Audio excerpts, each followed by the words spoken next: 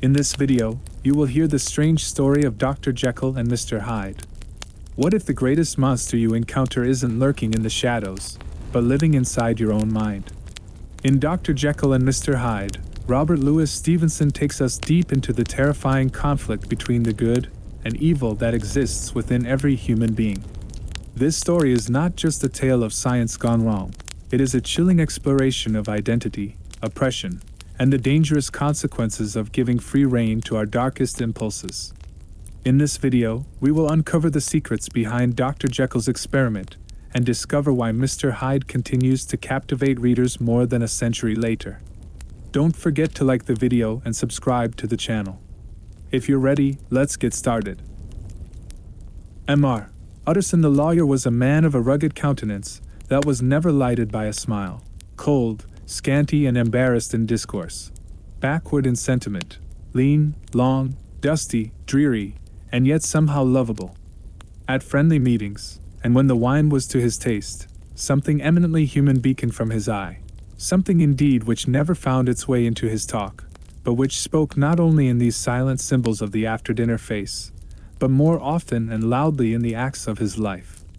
He was austere with himself, drank gin when he was alone, to mortify a taste for vintages, and though he enjoyed the theater, had not crossed the doors of one for 20 years. But he had an approved tolerance for others, sometimes wondering, almost with envy, at the high pressure of spirits involved in their misdeeds, and in any extremity inclined to help rather than to reprove. "I incline to Cain's heresy," he used to say. "I let my brother go to the devil." In his quaintly own way. In this character, it was frequently his fortune to be the last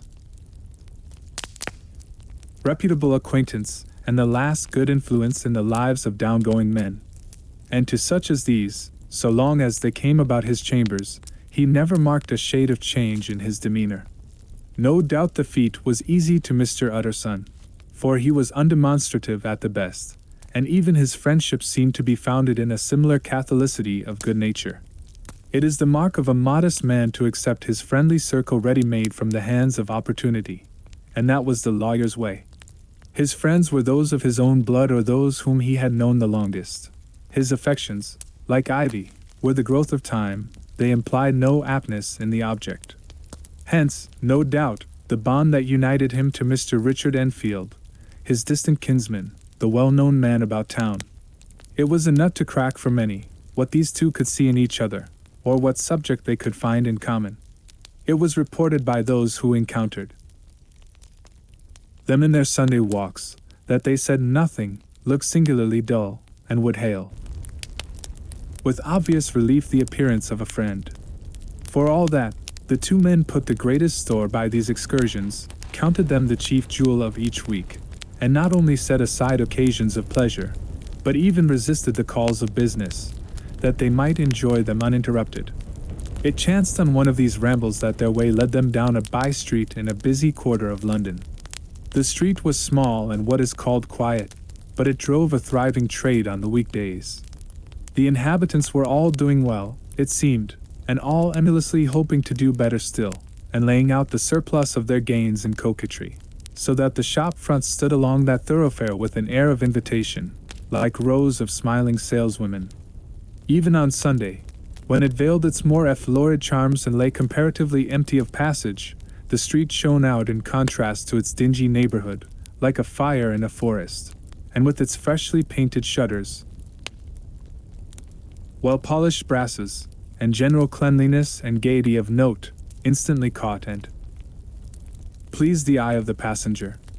Two doors from one corner, on the left hand going east, the line was broken by the entry of a court, and just at that point, a certain sinister block of building thrust forward its gable on the street.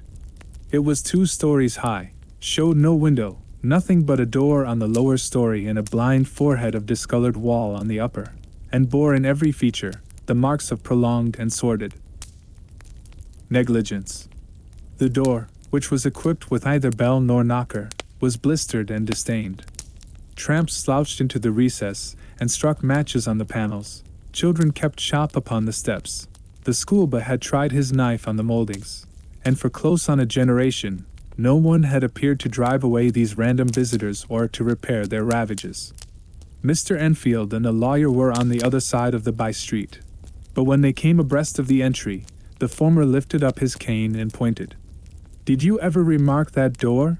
he asked, and when his companion had replied in the affirmative, "It is connected in my mind," added he, with a very odd story. "Indeed?" said Mr. Utterson, with a slight change of voice. "And what was that?" "Well, it was this way," returned Mr. Enfield. "I was coming home from some place at the end of the world, about 3 o'clock of a black winter morning, and my way lay through a part of town where there was literally nothing to be seen but lamps. Street after street, and all the folks asleep. Street after street, all lighted up as if for a procession and all as empty as a church. Till at last I got into that state of mind when a man listens and begins to long for the sight of a policeman. All at once, I saw two figures, one a little man who was stumping along eastward at a good walk, and the other a girl of maybe 8 or 10 who was running as hard as she was able down a cross street. Well, sir, the two ran into one another naturally enough at the corner, and then came the horrible part of the thing, for the man trampled calmly over the child's body and left her screaming on the ground. It sounds nothing to hear, but it was hellish to see. It wasn't like a man, it was like some damned juggernaut. I gave a view hello, took to my heels, collared my gentleman, and brought him back to where there was already quite a group about the screaming child. He was perfectly cool and made no resistance, but gave me one look, so ugly that it brought out the sweat on me like running. The people who had turned out were the girl's own family, and pretty soon the doctor, for whom she had been sent, put in his appearance. Well, the child was not much the worse, more frightened, according to the sawbones, and there you might have supposed would be an end to it. But there was one curious circumstance. I had taken a loathing to my gentleman at first sight. So had the child's family, which was only natural. But the doctor's case was what struck me. He was the usual cut-and-dry apothecary, of no particular age and color, with a strong Edinburgh accent, and about as emotional as a bagpipe. Well, sir, he was like the rest of us. Every time he looked at my prisoner, I saw that Sawbones turn sick and white with the desire to kill him. I knew what was in his mind, just as he knew what was in mine, and killing being out of the question, we did the next best. We told the man we could and would make such a scandal out of this, as should make his name stink from one end of London to the other. If he had any friends or any credit, we undertook that he should lose them. And all the time, as we were pitching it in red hot, we were keeping the women off him as best we could, for they were as wild as harpies. I never saw a circle of such hateful faces, and there was the man in the middle, with a kind of black, sneering coolness, frightened too, I could see that, but carrying it off, sir, really like Satan. If you choose to make capital out of this accident, said he, I am naturally helpless. No, gentleman, but wishes to avoid a scene, says he. Name your figure. Well, we screwed him up to £100 for the child's family. He would have clearly liked to stick out, but there was something about the lot of us that meant mischief, and at last he struck. The next thing was to get the money, and where do you think he carried us but to that place with the door? Whipped out a key, went in, and presently came back with the matter of £10 in gold and a cheque for the balance on Coutz's, drawn payable to bearer and signed with a name that I can't mention, though it's one of the points of my story, but it was a name at least very well known and often printed. The figure was stiff, but the signature was good for more than that, if it was only genuine. I took the liberty of pointing out to my gentleman that the whole business looked apocryphal, and that a man does not, in real life, walk into a cellar door at 4 in the morning and come out of it with another man's cheque for close upon £100. But he was quite easy and sneering. Set your mind at rest, says he. I will stay with you till the bank's open and cash the cheque myself. So we all set off, the doctor, and the child's father, and our friend and myself, and passed the rest of the night in my chambers, and next day, when we had breakfasted, went in a body to the bank. I gave in the check myself, and said I had every reason to believe it was a forgery. Not a bit of it. The check was genuine. Tut tut, said Mr. Utterson. I see you feel as I do, said Mr. Enfield. Yes, it's a bad story. For my man was a fellow that nobody could have to do with, a really damnable man, and the person that drew the check is the very pink of the proprieties, celebrated too, and what makes it worse, one of your fellows who do what they call good. Blackmail, I suppose, an honest man paying through the nose for some of the capers of his youth. Blackmail House is what I call that place with the door, in consequence. Though even that, you know, is far from explaining all, he added, and with the words fell into a vein of musing. From this he was recalled by Mr. Utterson asking rather suddenly, "And you don't know if the drawer of the check lies there?" "A likely place, isn't it?" returned Mr. Enfield. "But I happen to have noticed his address. He lives in some square or other." "And you never asked about the place with the door?" said Mr. Utterson. "No, sir, I had a delicacy," was the reply. "I feel very strongly about putting questions. It partakes too much of the style of the day of judgment. You start a question, and it's like starting a stone. You sit quietly on the top of a hill, and away the stone goes, starting others. And presently some bland old bird, the last you would have thought of, is knocked on the head in his own back garden, and the family have to change their name. No, sir, I make it a rule of mine. The more it looks like Queer Street, the less I ask." "A very good rule, too," said the lawyer. "But I have studied the place for myself," continued Mr. Enfield. "It seems scarcely a house. There is no other door, and nobody goes in or out of that one but, once in a great while, the gentleman of my adventure. There are 3 windows looking on the court on the first floor, none below. The windows are always shut but they're clean. And then there is a chimney which is generally smoking, so somebody must live there. And yet it's not so sure, for the buildings are so packed together about that court, that it's hard to say where one ends and another begins." The pair walked on again for a while in silence, and then, "Enfield," said Mr. Utterson, "that's a good rule of yours." "Yes, I think it is," returned Enfield. "But for all that," continued the lawyer, "there's one point I want to ask. I want to ask the name of that man who walked over the child." "Well," said Mr. Enfield, "I can't see what harm it would do. It was a man of the name of Hyde." Said Mr. Utterson. "What sort of a man is he to see?" "He is not easy to describe. There is something wrong with his appearance, something displeasing, something downright detestable. I never saw a man I so disliked, and yet I scarce know why. He must be deformed somewhere. He gives a strong feeling of deformity, although I couldn't specify the point. He's an extraordinary-looking man, and yet I really can name nothing out of the way. No, sir, I can make no hand of it. I can't describe him. And it's not one of memory, for I declare I can see him this moment."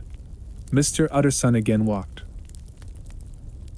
some way in silence and obviously under a weight of consideration. "You are sure he used a key?" he inquired at last. "My dear sir," began Enfield, surprised out of himself. "Yes, I know," said Utterson. "I know it must seem strange.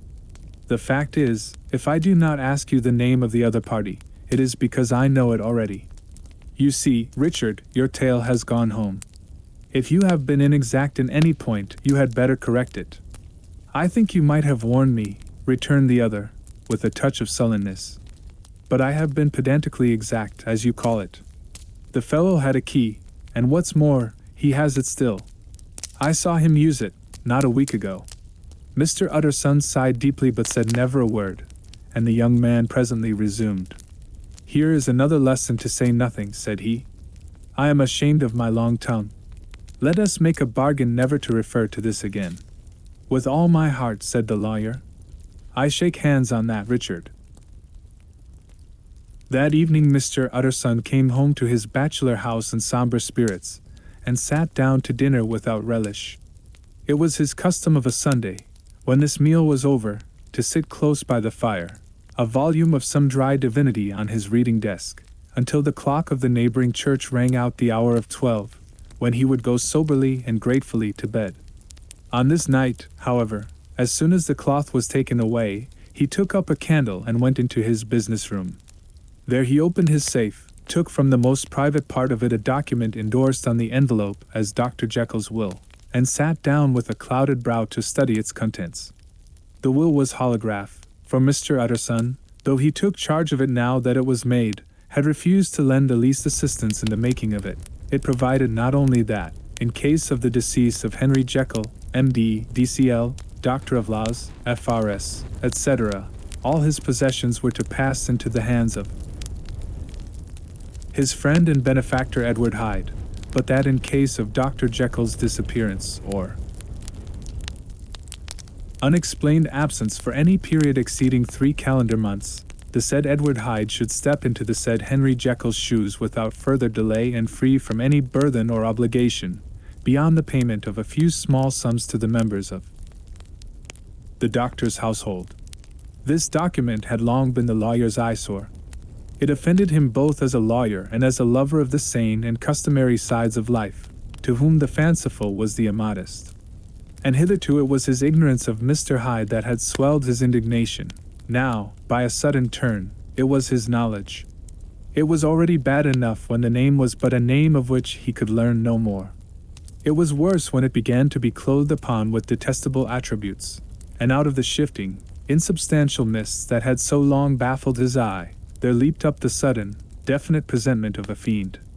"I thought it was madness," he said, as he replaced the obnoxious paper in the safe, "and now I begin to fear it is disgrace." With that he blew out his candle, put on a great coat, and set forth in the direction of Cavendish Square, that citadel of medicine, where his friend, the great Dr. Lanyon, had his house and received his crowding patients. If anyone knows, it will be Lanyon, he had thought. The solemn Boleyn knew and welcomed him. He was subjected to no stage of delay, but ushered direct from the door to the dining room where Dr. Lanyon sat alone over his wine. This was a hearty, healthy, dapper, red-faced gentleman, with a shock of hair prematurely white, and a boisterous and decided manner. At sight of Mr. Utterson, he sprang up from his chair and welcomed him with both hands. The geniality, as was the way of the man, was somewhat theatrical to the eye, but it reposed on genuine feeling. For these two were old friends, old mates both at school and college, both thorough respecters of themselves and of each other, and what does not always follow, men who thoroughly enjoyed each other's company. After a little rambling talk, the lawyer led up to the subject which so disagreeably preoccupied his mind. "I suppose, Lanyon," said he, "you and I must be the two oldest friends that Henry Jekyll has?" "I wish the friends were younger," chuckled Dr. Lanyon. "But I suppose we are. And what of that? I see little of him now." "Indeed," said Utterson. "I thought you had a bond of common interest." "We had," was the reply. "But it is more than 10 years since Henry Jekyll became too fanciful for me. He began to go wrong in mind, and though of course I continued to take an interest in him for old sake's sake, as they say, I see and I have seen devilish little of the man. Such unscientific balderdash," added the doctor, flushing suddenly purple, "would have a strange Damon and Pythias." This little spirit of temper was somewhat of a relief to Mr. Utterson. They have only differed on some point of science, he thought, and being a man of no scientific passions, except in the matter of conveyancing, he even added, "It is nothing worse than that." He gave his friend a few seconds to recover his composure, and then approached the question he had come to put. "Did you ever come across a protégé of his, one Hyde?" he asked. "Hyde?" repeated Lanyon. "No. Never heard of him. Since my time." That was the amount of information that the lawyer carried. Back with him to the great, dark bed on which he tossed to and fro, until the small hours of the morning began to grow large. It was a night of little ease to his toiling mind, toiling in mere darkness and besieged by questions. 6 o'clock struck on the bells of the church that was so conveniently near to Mr. Utterson's dwelling, and still he was digging at the problem. Hitherto it had touched him on the intellectual side alone, but now his imagination also was engaged, or rather enslaved, and as he lay and tossed in the gross darkness of the night and the curtained room, Mr. Enfield's tale went by before his mind in a scroll of lighted pictures. He would be aware of the great field of lamps of a nocturnal city, then of the figure of a man walking swiftly, then of a child running from the doctors, and then these met, and that human juggernaut trod the child down and passed on regardless of her screams. Or else he would see a room in a rich house, where his friend lay asleep, dreaming and smiling at his dreams, and then the door of that room would be opened, the curtains of the bed plucked apart, the sleeper recalled, and lo! There would stand by his side a figure to whom power was given, and even at that dead hour, he must rise and do its bidding. The figure in these two phases haunted the lawyer all night, and if at any time he dozed over, it was but to see it glide more stealthily through sleeping houses, or move the more swiftly and still the more swiftly even to dizziness through wider labyrinths of lamplight city, and at every street corner crush a child and leave her screaming. And still the figure had no face by which he might know it. Even in his dreams, it had no face, or one that baffled him and melted before his eyes. And thus it was that there sprang up and grew apace in the lawyer's mind a singularly strong, almost an inordinate, curiosity to behold the features of the real Mr. Hyde. If he could but once set eyes on him, he thought the mystery would lighten and perhaps roll altogether away, as was the habit of mysterious things when well examined. He might see a reason for his friend's strange preference or bondage, call it which you please, and even for the startling clause of the will.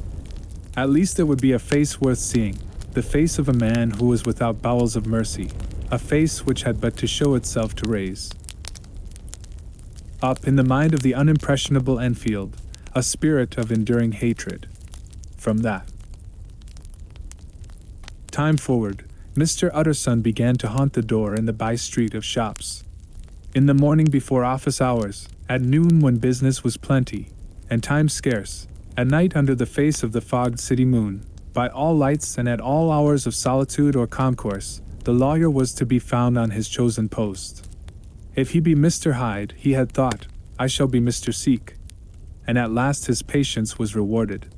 It was a fine dry night, frost in the air, the streets as clean as a ballroom floor, the lamps, unshaken by any wind, drawing a regular pattern of light and shadow. By 10 o'clock, when the shops were closed, the by-street was very solitary and, in spite of the low growl of London from all round, very silent. Small sounds carried far. Domestic sounds out of the houses were clearly audible on either side of the roadway, and the rumor of the approach of any passenger preceded him by a long time. Mr. Utterson had been some minutes at his post, when he was aware of an odd, light footstep drawing near. In the course of his nightly patrols, he had long grown accustomed to the quaint effect with which the footfalls of a single person, while he is still a great way off, suddenly spring out distinct from the vast hum and clatter of the city. Yet his attention had never before been so sharply and decisively arrested, and it was with a strong, superstitious prevision of success that he withdrew into the entry of the court. The steps drew swiftly nearer, and swelled out suddenly louder as they turned the end of the street. The lawyer, looking forth from the entry, could soon see what manner of man he had to deal with. He was small and very plainly dressed, and the look of him, even at that distance, went somehow strongly against the watcher's inclination. But he made straight for the door, crossing the roadway to save time, and as he came, he drew a key from his pocket like one approaching home. Mr. Utterson stepped out and touched him on the shoulder as he passed. Mr. Hyde, I think? Mr. Hyde shrank back with a hissing intake of the breath. But his fear was only momentary, and though he did not look the lawyer in the face, he answered coolly enough, That is my name. What do you want? I see you are going in, returned the lawyer. I am an old friend of Dr. Jekyll's, Mr. Utterson of Gaunt Street. You must have heard my name, and meeting you so conveniently, I thought you might admit me. You will not find Dr. Jekyll. He is from home, replied Mr. Hyde, blowing in the key. And then suddenly, but still without looking up, "How did you know me?" he asked. "On your side," said Mr. Utterson. "Will you do me a favor?" "With pleasure," replied the other. "What shall it be?" "Will you let me see your face?" asked the lawyer. Mr. Hyde appeared to hesitate, and then, as if upon some sudden reflection, fronted about with an air of defiance, and the pair stared at each other pretty fixedly for a few seconds. "Now I shall know you again," said Mr. Utterson. "It may be useful." "Yes," returned Mr. Hyde, "it is as well we have met, and apropos, you should have my address." And he gave a number of a street in Soho. Good God, thought Mr. Utterson, can he, too, have been thinking of the will? But he kept his feelings to himself, and only grunted in acknowledgement of the address. "And now," said the other, "how did you know me?" "By description," was the reply. "Whose description?" "We have common friends," said Mr. Utterson. "Common friends?" echoed Mr. Hyde, a little hoarsely. "Who are they?" "Jekyll." "For instance," said the lawyer. "He never told you," cried Mr. Hyde, with a flush of anger. "I did not think you would have lied." "Come," said Mr. Utterson, "that is not fitting language." The other snarled aloud into a savage laugh, and the next moment, with extraordinary quickness, he had unlocked the door and disappeared into the house. The lawyer stood a while when Mr. Hyde had left him, the picture of disquietude. Then he began slowly to mount the street, pausing every step or two and putting his hand to his brow like a man in mental perplexity. The problem he was thus debating as he walked was one of a class that is rarely solved. Mr. Hyde was pale and dwarfish. He gave an impression of deformity without any nameable malformation. He had a displeasing smile. He had borne himself to the lawyer with a sort of murderous mixture of timidity and boldness, and he spoke with a husky, whispering and somewhat broken voice. All these were points against him, but not all of these together could explain the hitherto unknown disgust, loathing, and fear with which Mr. Utterson regarded him. "There must be something else," said the perplexed gentleman. "There is something more, if I could find a name for it. God bless me, the man seems hardly human. Something troglodytic, shall we say? Or can it be the old story of Dr. Fell? Or is it the mere radiance of a foul soul that thus transpires through, and transfigures, its clay continent? The last, I think, for, oh my poor old Harry Jekyll, if ever I read Satan's signature upon a face, it is on that of your new friend." Round the corner from the by-street, there was a square of ancient, handsome houses, now for the most part decayed from their high estate and let in flats and chambers to all sorts and conditions of men, map engravers, architects, shady lawyers, and the agents of obscure enterprises. One house, however, second from the corner, was still occupied entire, and at the door of this, which wore a great air of wealth and comfort though it was now plunged in darkness except for the fan-light, Mr. Utterson stopped and knocked. A well-dressed, elderly servant opened the door. "Is Dr. Jekyll at home, Poole?" asked the lawyer. "I will see, Mr. Utterson," said Poole, admitting the visitor, as he spoke, into a large, low-roofed, comfortable hall, paved with flags, warmed, after the fashion of a country house, by a bright, open fire, and furnished with costly cabinets of oak. "Will you wait here by the fire, sir? Or shall I give you a light in the dining room?" "Here, thank you," said the lawyer. And he drew near and leaned on the tall fender. This hall, in which he was now left alone, was a pet fancy of his friend the doctor's, and Utterson himself was wont to speak of it as the pleasantest room in London. But tonight there was a shudder in his blood. The face of Hyde sat heavy on his memory. He felt, what was rare with him, a nausea and distaste of life, and in the gloom of his spirits, he seemed to read a menace in the flickering of the firelight on the polished cabinets, and the uneasy starting of the shadow on the roof. He was ashamed of his relief, when Poole presently returned to announce that Dr. Jekyll was gone out.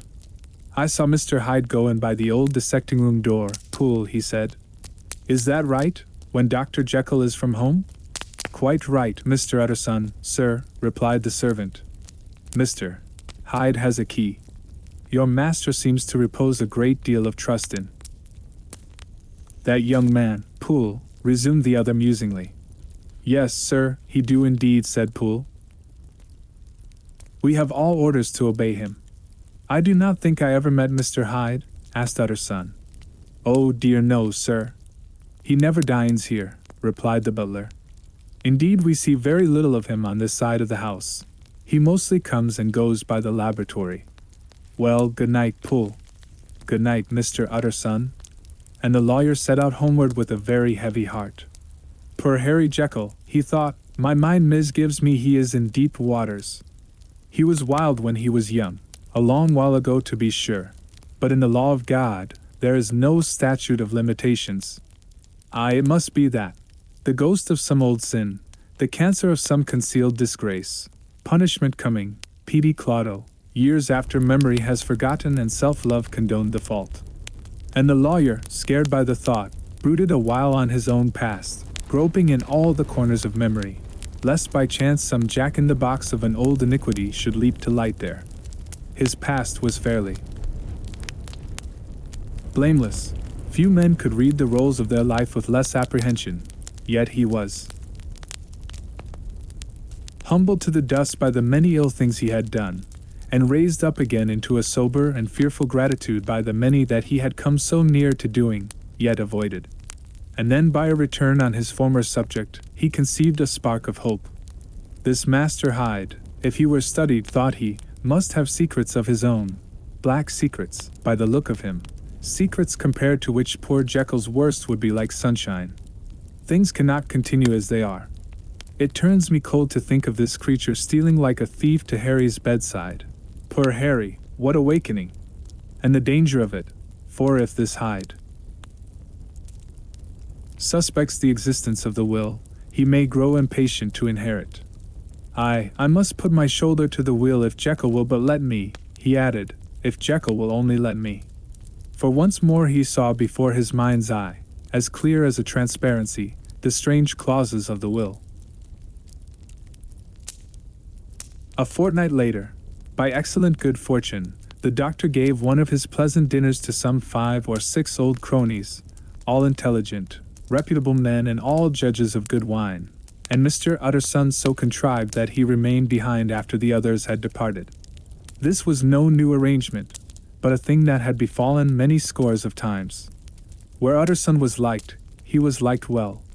Hosts loved to detain the dry lawyer. When the light-hearted and the loose-tongued had already their foot on the threshold, they liked to sit a while in his unobtrusive company, practicing for solitude, sobering their minds in the man's rich silence after the expense and strain of gaiety. To this rule, Dr.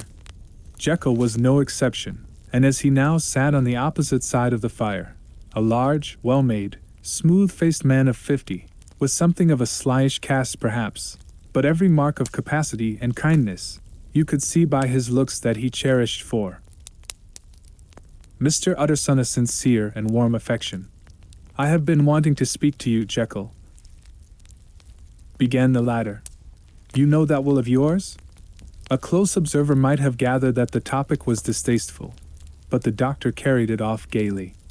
My poor Utterson, said he, you are unfortunate in such a client. I never saw a man so distressed as you were by my will, unless it were that hide-bound pedant, Lanyon, at what he called my scientific heresies. Oh, I know he's a good fellow, you needn't frown, an excellent fellow, and I always mean to see more of him. But a hide-bound pedant for all that, an ignorant, blatant pedant. I was never more disappointed in any man than Lanyon.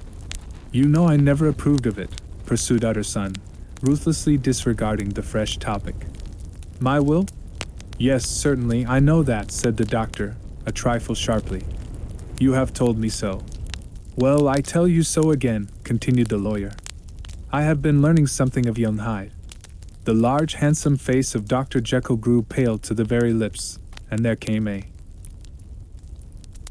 blackness about his eyes. I do not care to hear more, said he. This is a matter I thought we had agreed to drop. What I heard was abominable, said Utterson. It can make no change. You do not understand my position, returned the doctor, with a certain incoherency of manner. "I am painfully situated, Utterson. My position is a very strange one.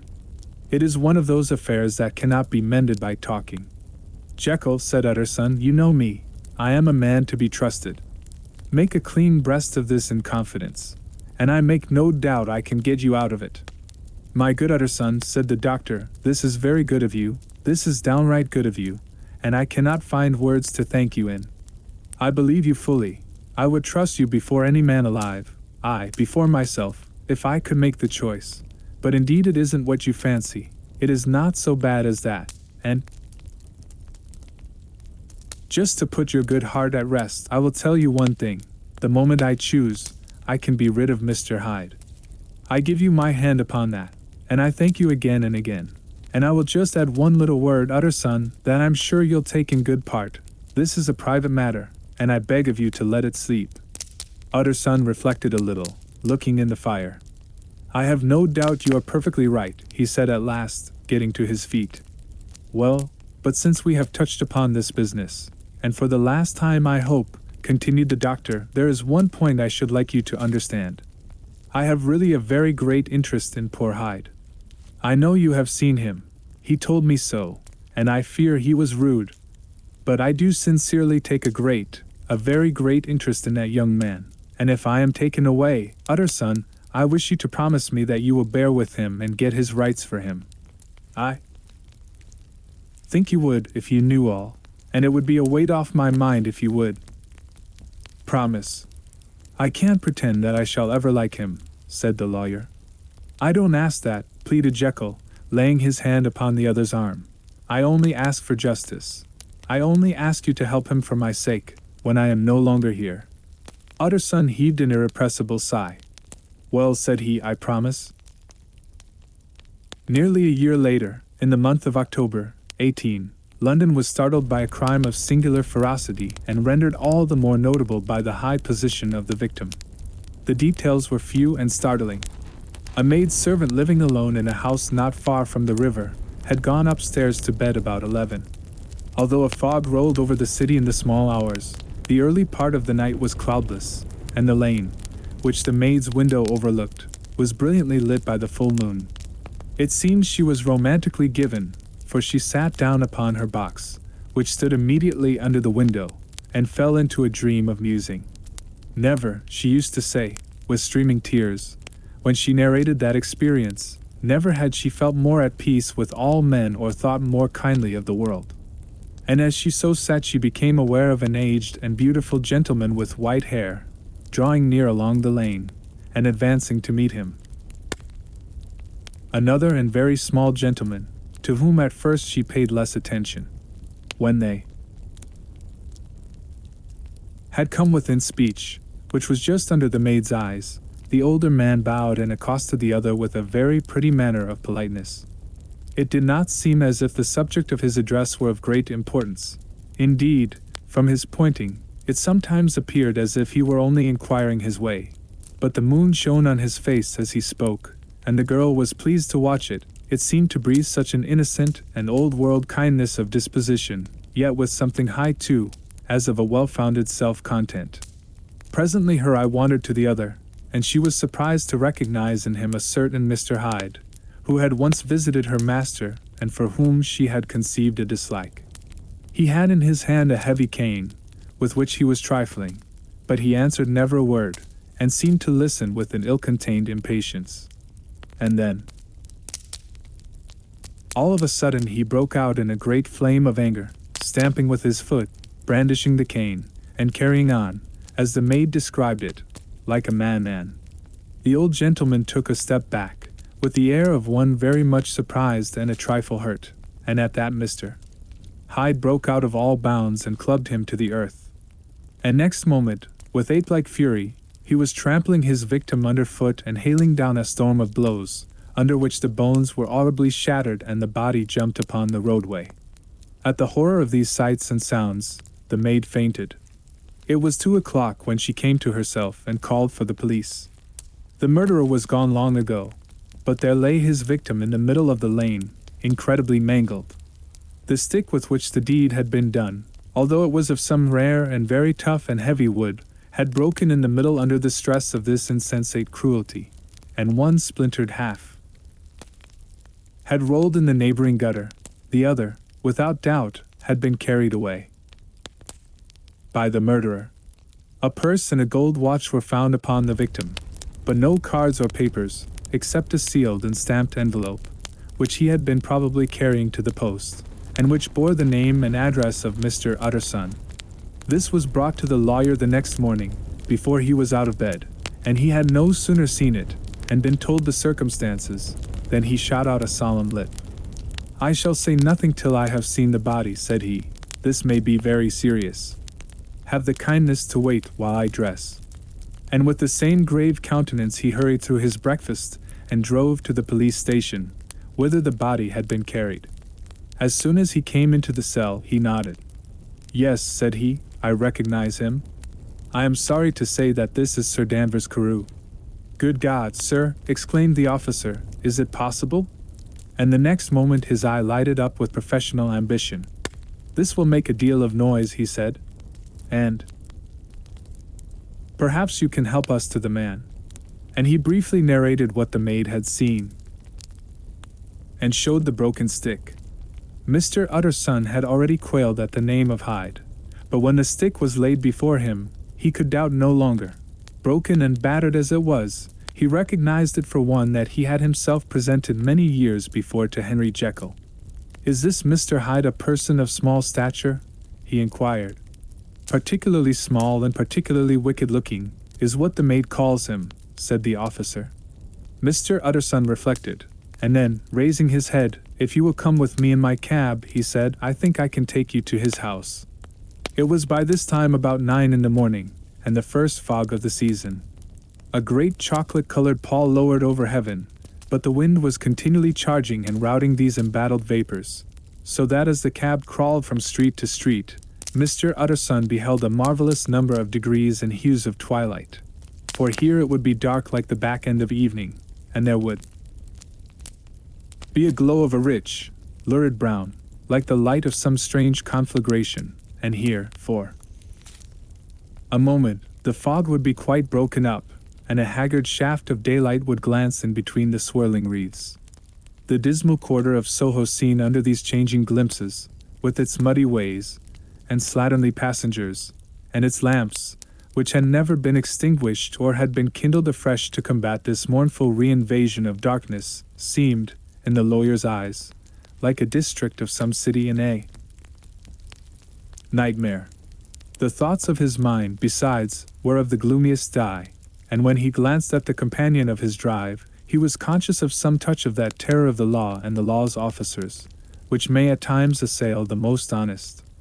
As the cab drew up before the address indicated, the fog lifted a little and showed him a dingy street, a gin palace, a low French eating-house, a shop for the retail of penny numbers and twopenny salads, many ragged children huddled in the doorways, and many women of different nationalities passing out, key in hand, to have a morning glass.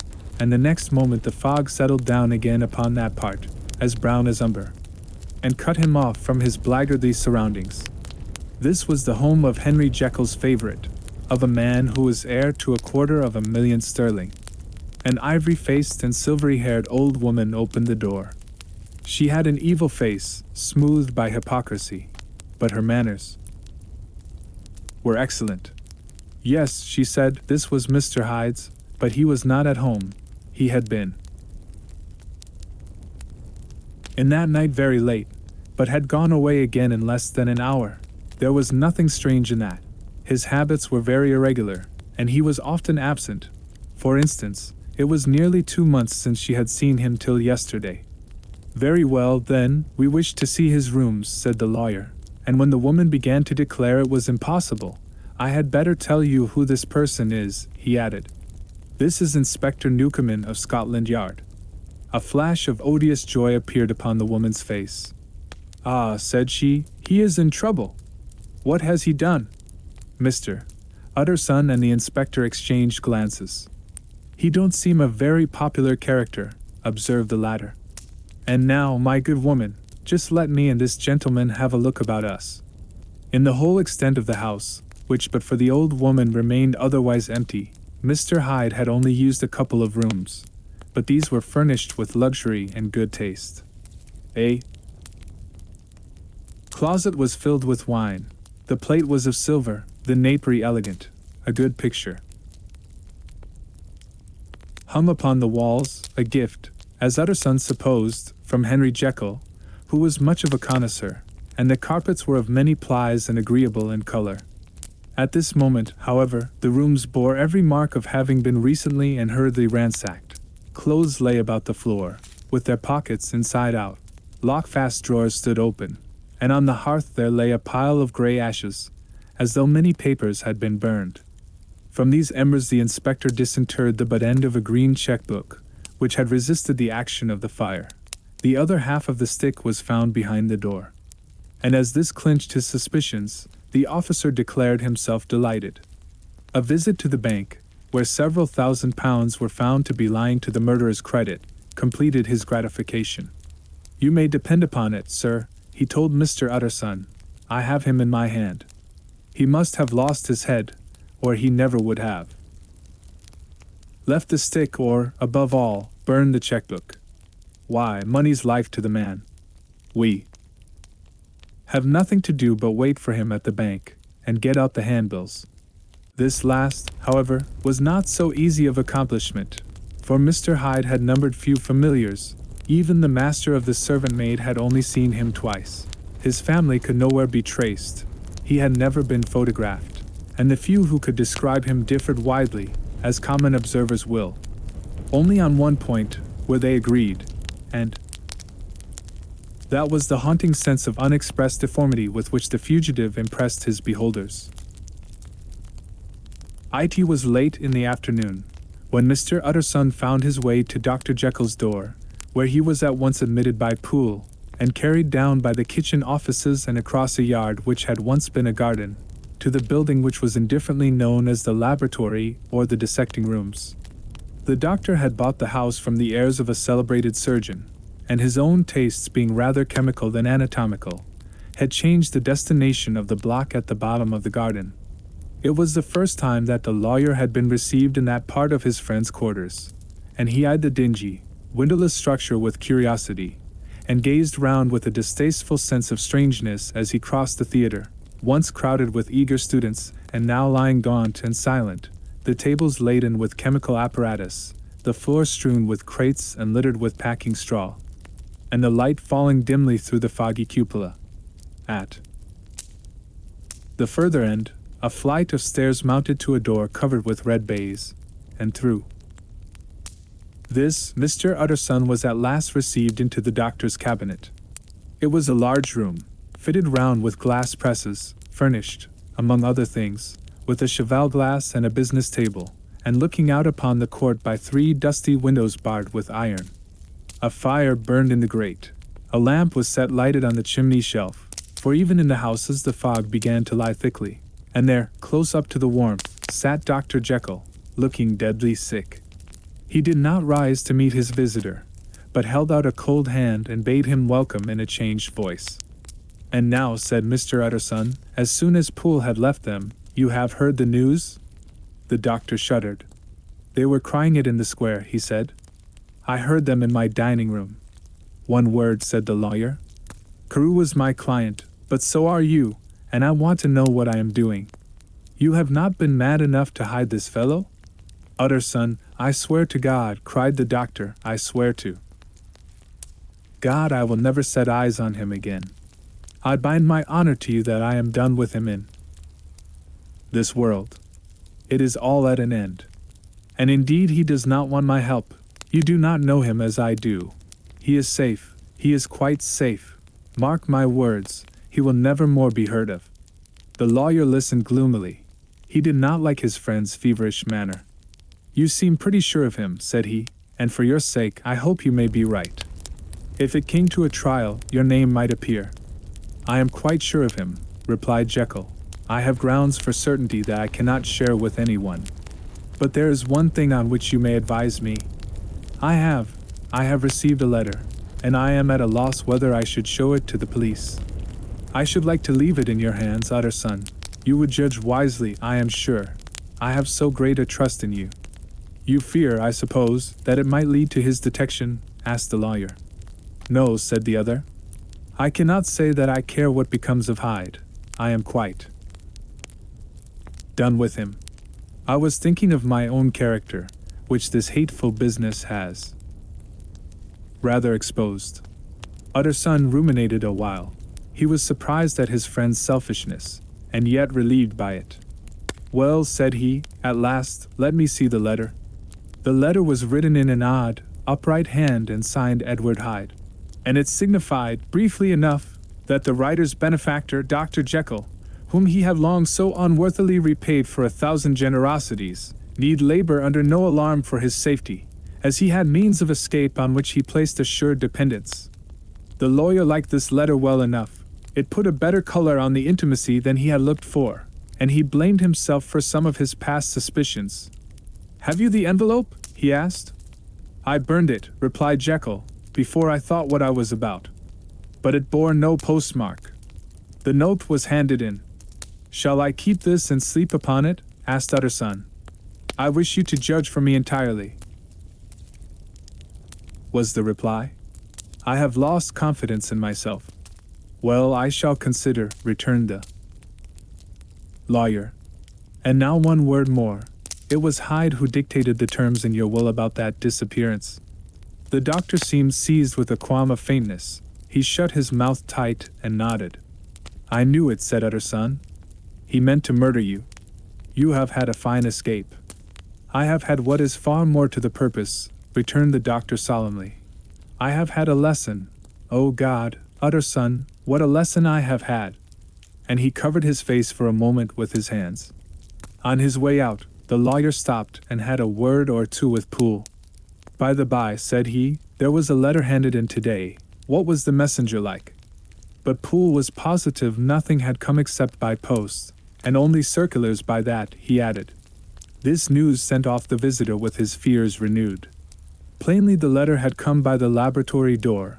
Possibly, indeed, it had been written in the cabinet, and if that were so, it must be differently judged, and handled with the more caution. The newsboys, as he went, were crying themselves hoarse along the footways. Special edition. Shocking murder of an M.P. That was the funeral oration of one friend and client, and he could not help a certain apprehension lest the good name of another should be sucked down in the eddy of the scandal. It was, at least, a ticklish decision that he had to make, and self-reliant as he was by habit, he began to cherish a longing for advice. It was not to be had directly, but perhaps, he thought, it might be fished for. Presently after, he sat on one side of his own hearth, with Mr. Guest, his head clerk, upon the other, and midway between, at a nicely calculated distance from the fire, a bottle of a particular old wine that had long dwelt unsunned in the foundations of his house. The fog still slept on the wing above the drowned city, where the lamps glimmered like carbuncles, and through the muffle and smother of these fallen clouds, the procession of the town's life was still rolling in through the great arteries with a sound as of a mighty wind. But the room was gay with firelight. In the bottle the acids were long ago resolved. The imperial dye had softened with time, as the color grows richer in stained windows, and the glow of hot autumn afternoons on hillside vineyards was ready to be set free and to disperse the fogs of London. Insensibly the lawyer melted. There was no man from whom he kept fewer secrets than Mr. Guest, and he was not always sure that he kept as many as he meant. Guest had often been on business to the doctors. He knew Poole. He could scarce have failed to hear of Mr. Hyde's familiarity about the house. He might draw conclusions. Was it not as well, then, that he should see a letter which put that mystery to rights? And above all, since Guest, being a great student and critic of handwriting, would consider the step natural and obliging? The clerk, besides, was a man of counsel. He would scarce read so strange a document without dropping a remark, and by that remark Mr. Utterson might shape his future course. This is a sad business about Sir Danvers, he said. Yes, sir, indeed. It has elicited a great deal of public feeling, returned Guest. The man, of course, was mad. I should like to hear your views on that, replied Utterson. I have a document here in his handwriting. It is between ourselves, for I scarce know what to do about it. It is an ugly business at the best. But there it is, quite in your way, a murderer's autograph. Guess. Eyes brightened, and he sat down at once and studied it with passion. No, sir, he said. Not mad, but it is an odd hand. And by all accounts a very odd writer, added the lawyer. Just then the servant entered with a note. Is that from Dr. Jekyll, sir? Inquired the clerk. I thought I knew the writing. Anything private, Mr. Utterson? Only an invitation to dinner. Why? Do you want to see it? One moment. I thank you, sir. And the clerk laid the 2 sheets of paper alongside and sedulously compared their contents. Thank you, sir, he said at last, returning both. It's a very interesting autograph. There was a pause, during which Mr. Utterson struggled with himself. Why did you compare them, guest? He inquired suddenly. Well, sir, returned the clerk, there's a rather singular resemblance. The 2 hands are in many points identical, only differently sloped. Rather quaint, said Utterson. It is, as you say, rather quaint, returned Guest. I wouldn't speak of this note. You know, said the master. No, sir, said the clerk. I understand. But no sooner was Mr. Utterson alone that night than he locked the note into his safe, where it reposed from that time forward. What, he thought. Henry Jekyll forged for a murderer, and his blood ran cold in his veins. Time ran on. Thousands of pounds were offered in reward, for the death of Sir Danvers was resented as a public injury. But Mr. Hyde had disappeared out of the ken of the police as though he had never existed. Much of his past was unearthed, indeed, and all disreputable tales came out of the man's cruelty, at once so callous and violent, of his vile life, of his strange associates, of the hatred that seemed to have surrounded his career, but of his present whereabouts, not a whisper. From the time he had left the house in Soho on the morning of the murder, he was simply blotted out, and gradually, as time drew on, Mr. Utterson began to recover from the hotness of his alarm, and to grow more at quiet with himself. The death of Sir Danvers was, to his way of thinking, more than paid for by the disappearance of Mr. Hyde. Now that evil influence had been withdrawn, a new life began for Dr. Jekyll. He came out of his seclusion, renewed. Relations with his friends became once more their familiar guest and entertainer, and whilst he had always been known for charities, he was now no less distinguished for religion. He was busy, he was much in the open air, he did good. His face seemed to open and brighten, as if with an inward consciousness of service. And for more than 2 months, the doctor was at peace. On the 8th of January, Utterson had dined at the doctor's with a small party. Lanyon had been there, and the face of the host had looked from one to the other as in the old days when the trio were inseparable friends. On the 12th, and again on the 14th, the door was shut against the lawyer. The doctor was confined to the house, Poole said, and saw no one. On the 15th, he tried again, and was again refused, and having now been used for the last 2 months to see his friend almost daily, he found this return of solitude to weigh upon his spirits. The 5th night he had guests to dine with him, and the 6th he betook himself to Dr. Lanyon's. Thereat least he was not denied admittance, but when he came in, he was shocked at the change which had taken place in the doctor's appearance. He had his death warrant written legibly upon his face. The rosy man had grown pale. His flesh had fallen away. He was visibly balder and older, and yet it was not so much these tokens of a swift physical decay that arrested the lawyer's notice, as a look in the eye and quality of manner that seemed to testify to some deep-seated terror of the mind. It was unlikely that the doctor should fear death, and yet that was what Utterson was tempted to suspect. Yes, he thought, he is a doctor, he must know his own state and that his days are counted, and the knowledge is more than he can bear. And yet when Utterson remarked on his ill looks, it was with an air of greatness that Lanyon declared himself a doomed man. I have had a shock, he said, and I shall never recover. It is a question of weeks. Well, life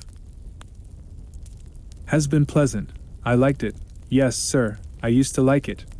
I sometimes think if we knew all, we should be more glad to get away. Jekyll is ill, too, observed Utterson. Have you seen him? But Lanyon's face changed, and he held up a trembling hand.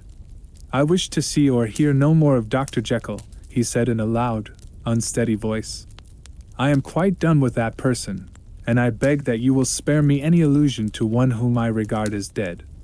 Tut tut, said Mr. Utterson, and then after a considerable pause, can I do anything? He inquired. We are three very old friends, Lanyon. We shall not live to make others. Nothing can be done, returned Lanyon, asked himself. He will not see me, said the lawyer. I am not surprised at that, was the reply. Some day, Utterson, after I am dead, you may perhaps come to learn the right and wrong of this. I cannot tell you. And in the meantime, if you can sit and talk with me of other things, for God's sake stay and do so. But if you cannot keep clear of this accursed topic, then, in God's name, go, for I cannot bear it. As soon as he got home, Utterson sat down and wrote to Jekyll, complaining of his exclusion from the house, and asking the cause of this unhappy break with Lanyon, and the next day brought him a long answer, often very pathetically worded, and sometimes darkly mysterious in drift. The quarrel with Lanyon was incurable. I do not blame our old friend, Jekyll wrote, but I share his view that we must never meet. I mean from henceforth to lead a life of extreme seclusion. You must not be surprised, nor must you doubt my friendship, if my door is often shut even to you. You must suffer me to go my own dark way. I have brought on myself a punishment, and a danger that I cannot name. If I am the chief of sinners, I am the chief of sufferers also. I could not think that this earth contained a place for sufferings and terrors so unmanning. And you can do but one thing, Utterson, to lighten this destiny, and that is to respect my silence. Utterson was amazed. The dark influence of Hyde had been withdrawn. The doctor had returned to his old tasks and amities. A week ago, the prospect had smiled with every promise of a cheerful and an honored age, and now in a moment, friendship, and peace of mind, and the whole tenor of his life were wrecked. So great and unprepared a change pointed to madness. But in view of Lanyon's manner and words, there must lie for it some deeper ground. A week afterwards Dr. Lanyon took to his bed, and in something less than a fortnight he was dead. The night after the funeral, at which he had been sadly affected, Utterson locked the door of his business room, and sitting there by the light of a melancholy candle, drew out and set before him an envelope addressed by the hand and sealed with the seal of his dead friend. Private, for the hands of J. Utterson alone, and in case of his predeceased to be destroyed unread, so it was emphatically superscribed, and the lawyer dreaded to behold the contents. I have buried one friend today, he thought, what if this should cost me another? And then he condemned the fear as a disloyalty, and broke the seal. Within there was another enclosure, likewise sealed, and marked upon the cover as not to be opened till the death or disappearance of Dr. Henry Jekyll. Utterson could not trust his eyes. Yes, it was disappearance. Here again, as in the mad will which he had long ago restored to its author, here again were the idea of a disappearance, and the name of Henry Jekyll bracketed. But in the will that idea had sprung from the sinister suggestion of the man Hyde. It was set there with a purpose all too plain and horrible. Written by the hand of Lanyon, what should it mean? A great curiosity came on the trustee, to disregard the prohibition and dive at once to the bottom of these mysteries. But professional honor and faith to his dead friend were stringent obligations, and the packet slept in the inmost corner of his private safe.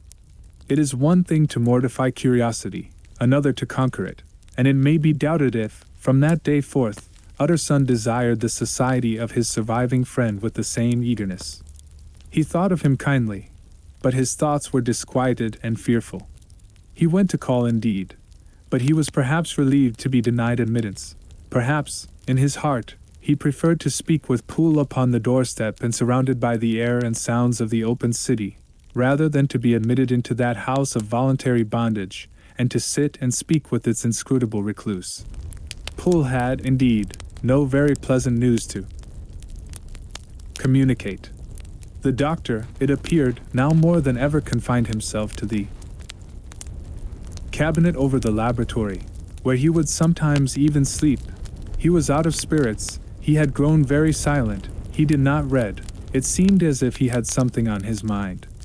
Utterson became so used to the unvarying character of these reports, that he fell off little by little in the frequency of his visits.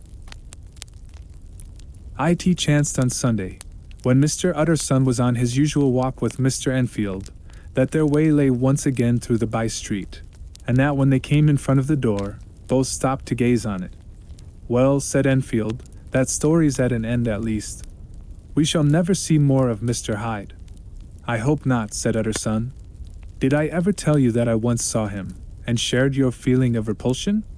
"It was impossible to do the one without the other," returned Enfield. "And by the way, what an ass you must have thought me, not to know that this was a back way to Dr. Jekyll's.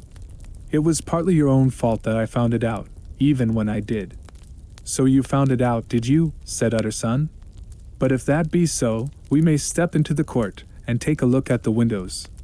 To tell you the truth, I am uneasy about poor Jekyll, and even outside, I feel as if the presence of a friend might do him good." The court was very cool and a little damp, and full of premature twilight. Although the sky, high up overhead, was still bright with sunset. The middle one of the three windows was halfway open, and sitting close beside it, taking the air with an infinite sadness of mien, like some disconsolate prisoner, Utterson saw Dr. Jekyll. "What? Jekyll," he cried. "I trust you are better." "I am very low, Utterson," replied the doctor, drearily, "very low. It will not last long, thank God." "You stay too much indoors," said the lawyer. "You should be out, whipping up the circulation like Mr. Enfield and me. This is my cousin, Mr. Enfield, Dr. Jekyll. Come now, get your hat and take a quick turn with us." "You are very good," sighed the other. "I should like to very much. But no, it is quite impossible. I dare not. But indeed, Utterson, I am very glad to see you. This is really a great pleasure. I would ask you and Mr. Enfield up, but the place is really not fit." "Why?" "Then," said the lawyer, good-naturedly, "the best thing we can do is to stay down here and speak with you from where we are." "That is just what I was about to venture to propose," returned the doctor with a smite. But the words were hardly uttered before the smile was struck out of his face and succeeded by an expression of such abject terror and despair, as froze the very blood of the two gentlemen below. They saw it but for a glimpse, for the window was instantly thrust down. But that glimpse had been sufficient, and they turned and left the court without a word. In silence, too, they traversed the by-street, and it was not until they had come into a neighboring thoroughfare, where even upon a Sunday there were still some stirrings of life, that Mr. Utterson at last turned and looked at his companion. They were both pale, and there was an answering horror in their eyes. God forgive us," said Mr. Utterson. But Mr. Enfield only nodded his head very seriously, and walked on once more in silence. Mr. Utterson was sitting by his fireside one evening after dinner, when he was surprised to receive a visit from Poole. "Bless me, Poole, what brings you here?" he cried, and then taking a second look at him, "What ails you?" he added. "Is the doctor ill?" "Mr. Utterson," said the man, "there is something wrong." "Take a seat, and here is a glass of wine for you," said the lawyer. "Now take your time, and tell me plainly what you want." "You know the doctor's ways, sir," replied Poole, "and how he shuts himself up."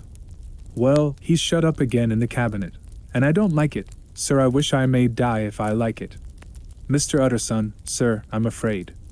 "Now, my good man," said the lawyer, "be explicit. What are you afraid of?" "I've been afraid for about a week," returned Poole, doggedly disregarding the question, "and I can bear it no more." The man's appearance amply bore out his words. His manner was altered for the worse, and except for the moment when he had first announced his terror, he had not once looked the lawyer in the face. Even now, he sat with the glass of wine untasted on his knee, and his eyes directed to a corner of the floor. "I can bear it no more," he repeated. "Come," said the lawyer, "I see you have some good reason, Poole. I see there is something seriously amiss. Try to tell me what it is." "I think there's been foul play," said Poole hoarsely. "Foul play?" cried the lawyer, a good deal frightened and rather inclined to be irritated in consequence. "What foul play? What does the man mean?" "I daren't say, sir," was the answer. "But will you come along with me and see for yourself?" Mr. Utterson's only answer was to rise and get his hat and greatcoat. But he observed with wonder the greatness of the relief that appeared upon the butler's face, and perhaps with no less, that the wine was still untasted when he set it down to follow. It was a wild, cold, seasonable night of March, with a pale moon lying on her back as though the wind had tilted her, and a flying rack of the most diaphanous and lawny texture. The wind made talking difficult, and flecked the blood into the face. It seemed to have swept the streets unusually bare of passengers, besides, for Mr. Utterson thought he had never seen that part of London so deserted. He could have wished it otherwise. Never in his life had he been conscious of so sharp a wish to see and touch his fellow creatures. For struggle as he might, there was borne in upon his mind a crushing anticipation of calamity. The square, when they got there, was all full of wind and dust, and the thin trees in the garden were lashing themselves along the railing. Poole, who had kept all the way a pace or two ahead, now pulled up in the middle of the pavement, and in spite of the biting weather, took off his hat and mopped his brow with a red pocket handkerchief. But for all the hurry of his cowing, these were not the dews of exertion that he wiped away, but the moisture of some strangling anguish, for his face was white and his voice, when he spoke, harsh and broken. "Well, sir," he said, "here we are, and God grant there be nothing wrong." "Amen, Poole," said the lawyer. Thereupon the servant knocked in a very guarded manner. The door was opened on the chain, and a voice asked from within, "Is that you, Poole?" "It's all right," said Poole. "Open the door." The hall, when they entered it, was brightly lighted up. The fire was built high, and about the hearth the whole of the servants, men and women, stood huddled together like a flock of sheep. At the sight of Mr. Utterson, the housemaid broke into hysterical whimpering, and the cook, crying out, "Bless God! It's Mr. Utterson," ran forward as if to take him in her arms. What? Are you all here?" said the lawyer peevishly. "Very irregular, very unseemly. Your master would be far from pleased." "They're all afraid," said Poole. Blank silence followed, no one protesting. Only the maid lifted up her voice and now wept loudly. "Hold your tongue," Poole said to her, with a ferocity of accent that testified to his own jangled nerves. And indeed, when the girl had so suddenly raised the note of her lamentation, they had all started and turned toward the inner door with faces of dreadful expectation. "And now," continued the butler, addressing the knife boy, "reach me a candle, and we'll get this through hands at once." And then he begged Mr. Utterson to follow him, and led the way to the back garden. "Now, sir," said he, "you come as gently as you can. I want you to hear, and I don't want you to be heard. And see here, sir, if by any chance he was to ask you in, don't go."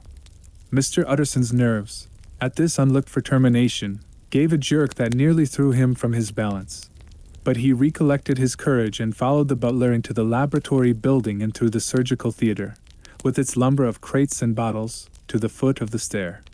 Here Poole motioned him to stand on one side and listen, while he himself, setting down the candle and making a great and obvious call on his resolution, mounted the steps and knocked with a somewhat uncertain hand on the red baize of the cabinet door.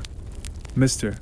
Utterson, sir, asking to see you," he called, and even as he did so, once more violently signed to the lawyer to give ear. A voice answered from within. "Tell him I cannot see anyone," it said complainingly.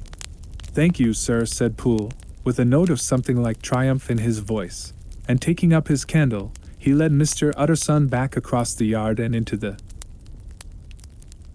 great kitchen, where the fire was out and the beetles were leaping on the floor.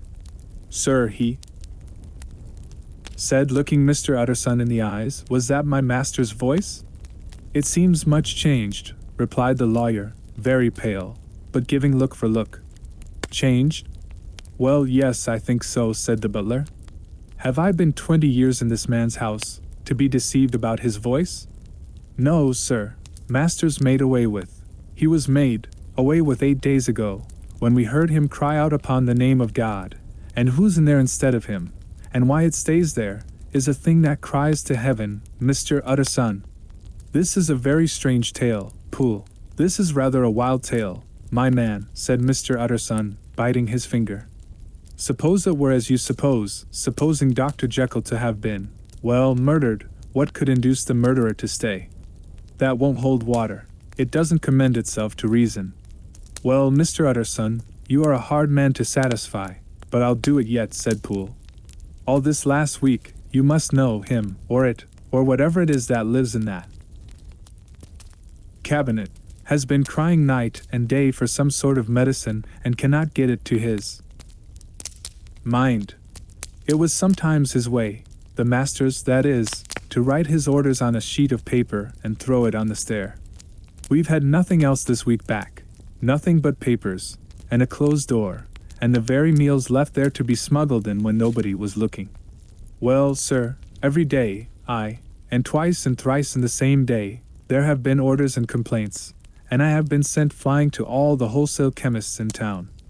Every time I brought the stuff back, there would be another paper telling me to return it, because it was not pure, and another order to a different firm. This drug is wanted bitter bad, sir, whatever for. Have you any of these papers? Asked Mr. Utterson.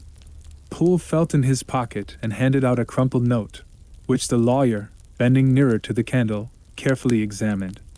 Its contents ran thus, Dr. Jekyll presents his compliments to Messrs. Ma. He assures them that their last sample is impure and quite useless for his present purpose. In the year 18, Dr. J. purchased a somewhat large quantity from Messrs. M. He now begs them to search with the most sedulous care, and should any of the same quality be left, to forward it to him at once. Expense is no consideration. The importance of this to Dr. J. can hardly be exaggerated. So far the letter had run composedly enough, but here with a sudden splutter of the pen, the writer's emotion had broken loose. For God's sake, he had added, find me some of the old. This is a strange note, said Mr. Utterson, and then sharply, how do you come to have it open? The man at Maw's was main angry, sir, and he threw it back to me like so much dirt, returned Poole. This is unquestionably the doctor's hand, do you know? Resumed the lawyer. I thought it looked like it, said the servant rather sulkily, and then, with another voice, but what matters hand off right? He said. I've seen him. Seen him? Repeated Mr. Utterson. Well? That's it, said Poole. It was this way. I came suddenly into the theater from the garden. It seems he had slipped out to look for this drug or whatever it is, for the cabinet door was open, and there he was at the far end of the room digging among the crates. He looked up when I came in, gave a kind of cry, and whipped upstairs into the cabinet. It was but for 1 minute that I saw him, but the hair stood upon my head like quills. Sir, if that was my master, why had he a mask upon his face? If it was my master, why did he cry out like a rat, and run from me? I have served him long enough. And then, the man paused and passed his hand over his face. These are all very strange circumstances, said Mr. Utterson, but I think I begin to see daylight. Your master, Poole, is plainly seized with one of those maladies that both torture and deform the sufferer. Hence, for aught I know, the alteration of his voice. Hence the mask and the avoidance of his friends. Hence his eagerness to find this drug, by means of which the poor soul retains some hope of ultimate recovery. God grant that he be not deceived. There is my explanation. It is sad enough, Poole, aye, and appalling to consider, but it is plain and natural, hangs well together, and delivers us from all exorbitant alarms. Sir, said the butler, turning to a sort of mottled pallor, that thing was not my master, and there's the truth. My master here, he looked round him and began to whisper, is a tall, fine build of a man, and this was more of a dwarf. Utterson attempted to protest. Oh, sir, cried Poole, do you think I do not know my master after 20 years? Do you think I do not know where his head comes to in the cabinet door? Where I saw him every morning of my life? No, sir, that thing in the mask was never Dr. Jekyll. God knows what it was, but it was never Dr. Jekyll, and it is the belief of my heart that there was murder done. Poole, replied the lawyer, if you say that, it will become my duty to make certain. Much as I desire to spare your master's feelings, much as I am puzzled by this note which seems to prove him to be still alive, I shall consider it my duty to break in that door. Ah, Mr. Utterson, that's talking, cried the butler. And now comes the second question, resumed Utterson. Who is going to do it? Why, you and me, was the undaunted reply.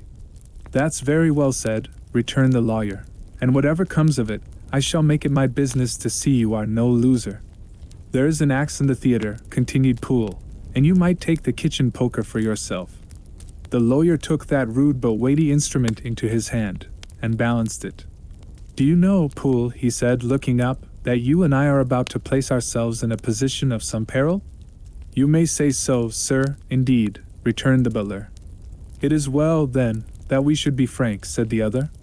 We both think more than we have said. Let us make a clean breast. This masked figure that you saw, did you recognize it? Well, sir, it went so quick, and the creature was so doubled up, that I could hardly swear to that, was the answer. But if you mean, was it Mr. Hyde? Why, yes, I think it was. You see, it was much of the same bigness, and it had the same quick, light way with it, and then who else could have got in by the laboratory door? You have not forgot, sir, that at the time of the murder he had still the key with him?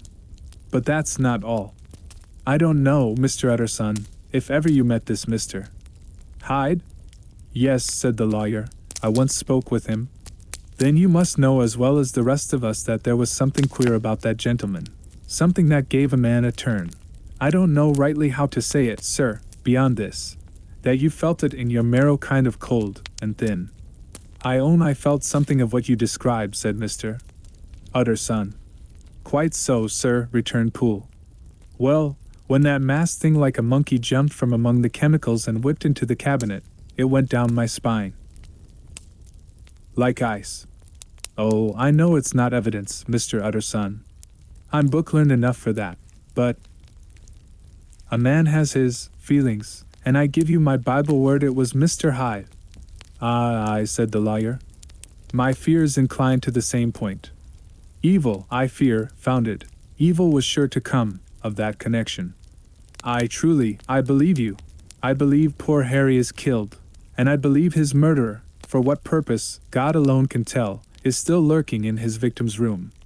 Well, let our name be Vengeance. Call Bradshaw. The footman came at the summons, very white and nervous. Pull yourself together, Bradshaw, said the lawyer. This suspense, I know, is telling upon all of you, but it is now our intention to make an end of it. Poole, here, and I are going to force our way into the cabinet. If all is well, my shoulders are broad enough to bear the blame.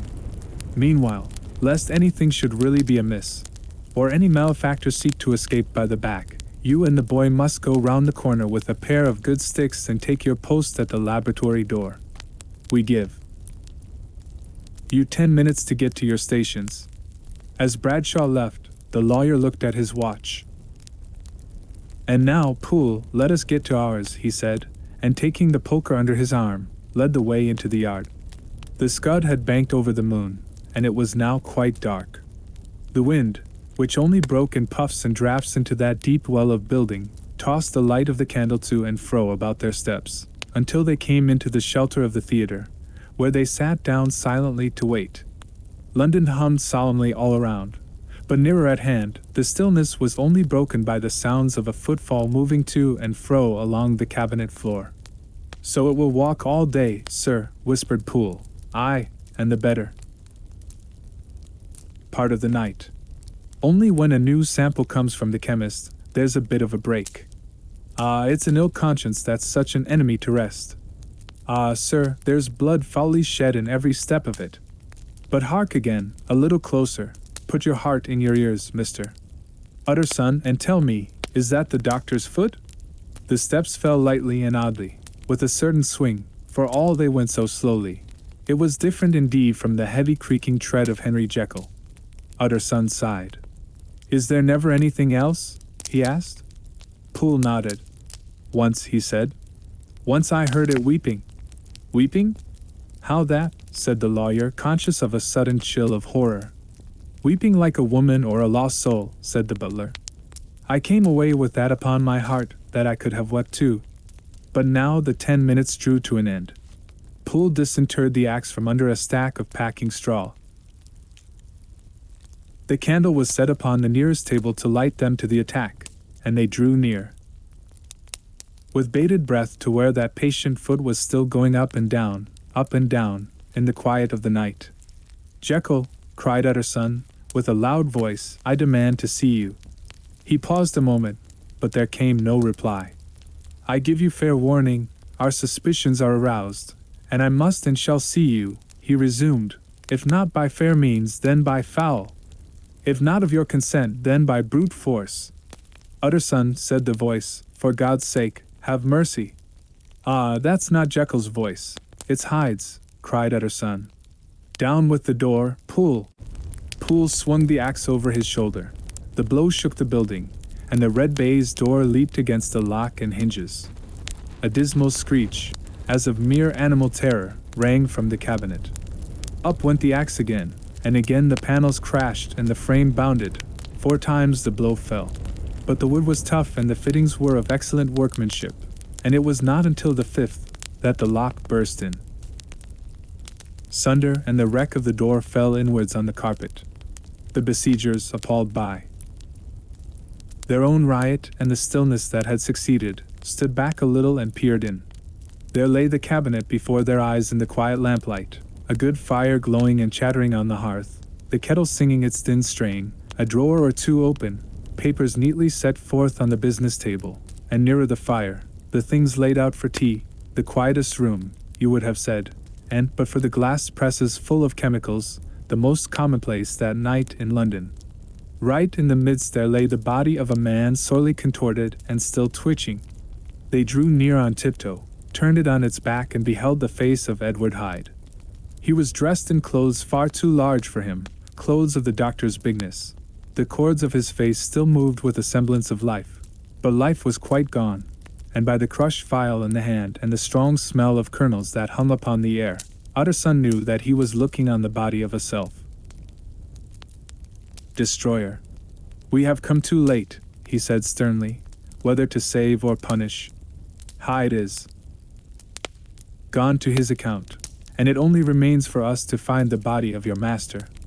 The far greater proportion of the building was occupied by the theater, which filled almost the whole ground story and was lighted from above, and by the cabinet, which formed an upper story at one end and looked upon the court.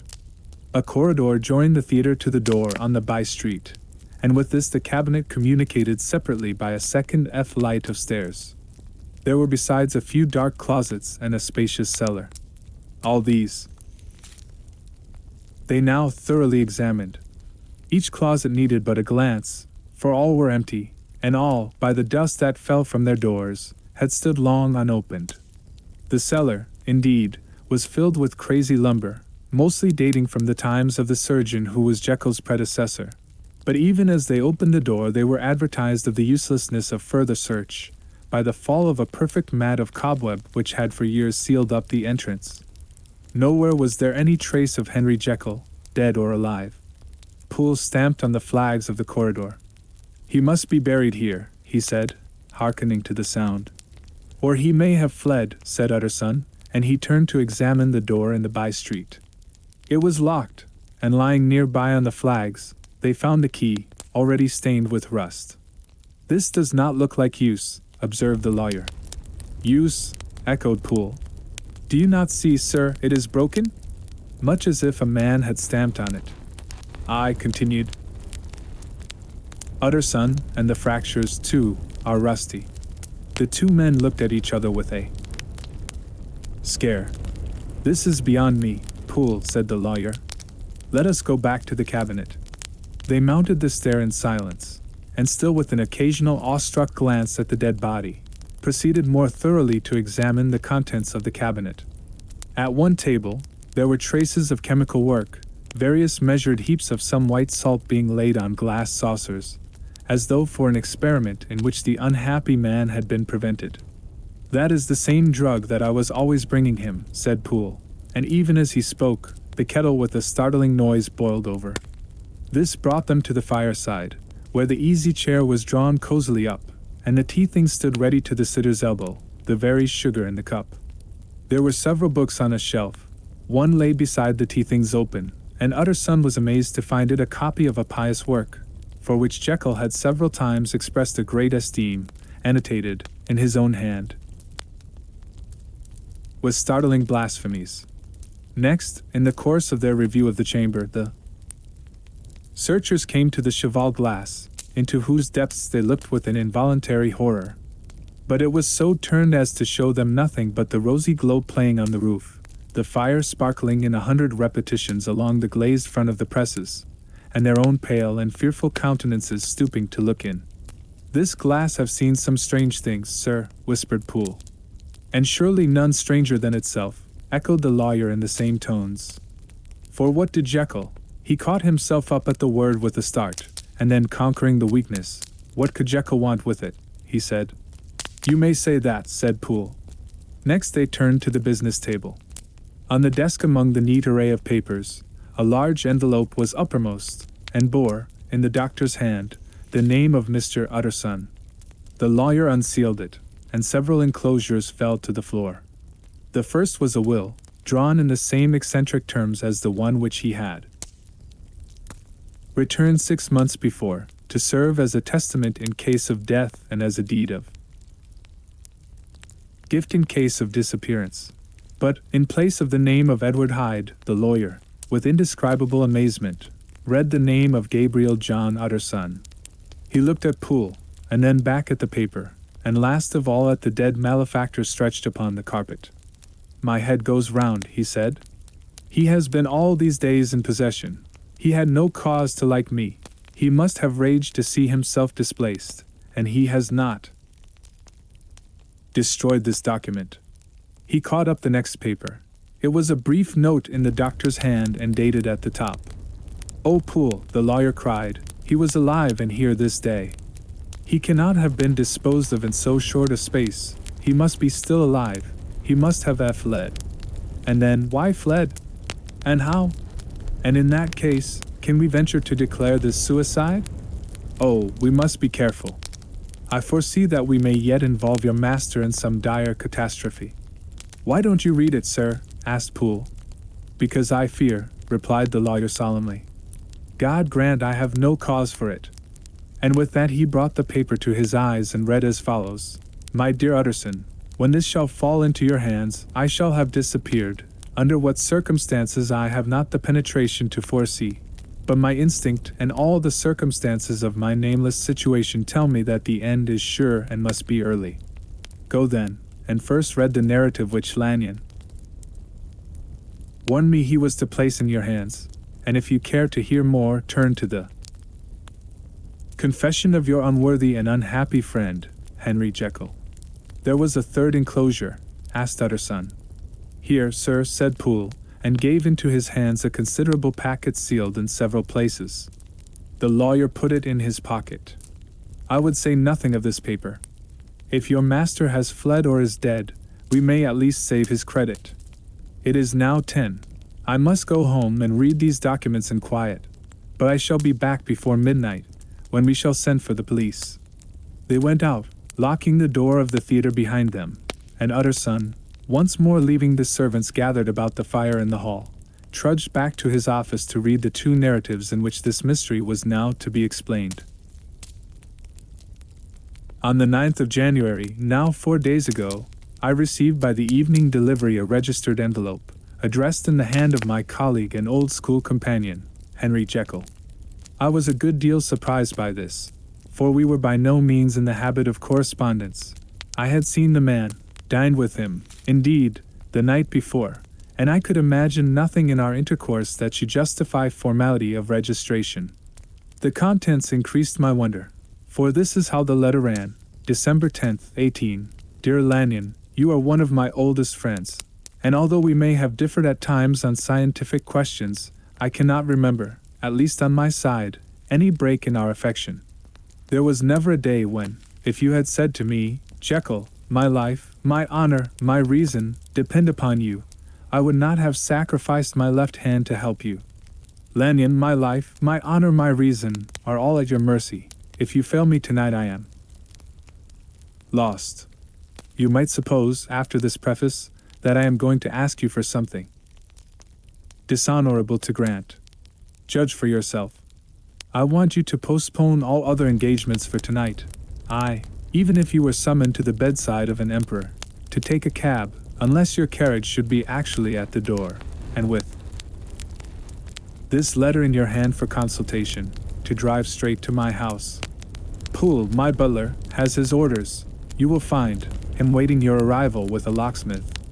The door of my cabinet is then to be forced, and you are to go in alone, to open the glazed press, letter E, on the left hand, breaking the lock if it be shut, and to draw out, with all its contents as they stand, the fourth drawer from the top or, which is the same thing, the third from the bottom. In my extreme distress of wind, I have a morbid fear of misdirecting you. But even if I am in error, you may know the right drawer by its contents, some powders, a file and a paper book. This drawer I beg of you to carry back with you to Cavendish Square exactly as it stands. That is the first part of the service. Now for the second. You should be back, if you set out at once on the receipt of this, long before midnight, but I will leave you that amount of margin, not only in the fear of one of those obstacles that can neither be prevented nor foreseen, but because an hour when your servants are in bed is to be preferred for what will then remain to do. At midnight, then, I have to ask you to be alone in your consulting room, to admit with your own hand into the house a man who will present himself in my name, and to place in his hands the drawer that you will have brought with you from my cabinet. Then you will have played your part, and earned my gratitude completely.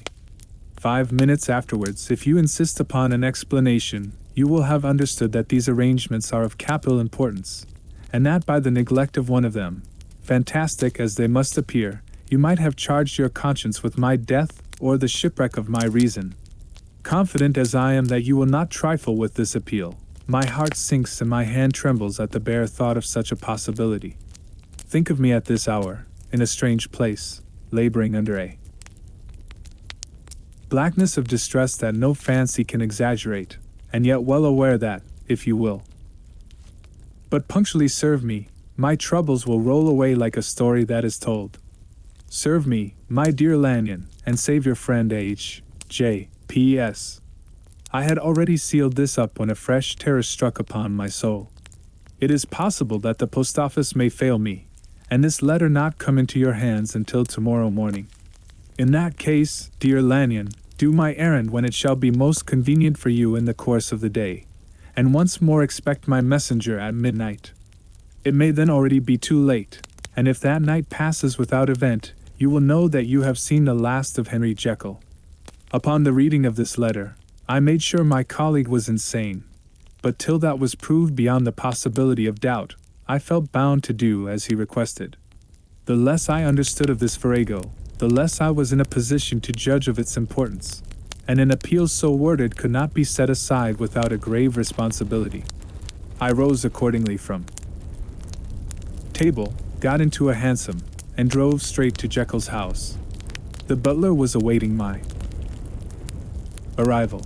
He had received by the same post as mine a registered letter of instruction, and had sent at once for a locksmith and a carpenter. The tradesmen came while we were yet speaking, and we moved in a body to old Dr. Dendon's surgical theatre, from which, as you are doubtless aware, Jekyll's private cabinet is most conveniently entered. The door was very strong, the lock excellent. The carpenter avowed he would have great trouble and have to do much damage if force were to be used, and the locksmith was near despair. But this last was a handy fellow, and after 2 hours' work, the door stood open. The press marked "U" was unlocked, and I took out the drawer, had it filled up with straw and tied in a sheet, and returned with it to Cavendish Square. Here I proceeded to examine its contents.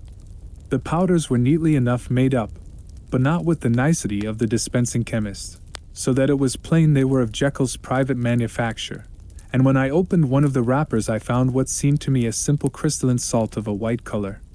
The phial, to which I next turned my attention, might have been about half full of a blood-red liquor, which was highly pungent to the sense of smell and seemed to me to contain phosphorus and some volatile ether.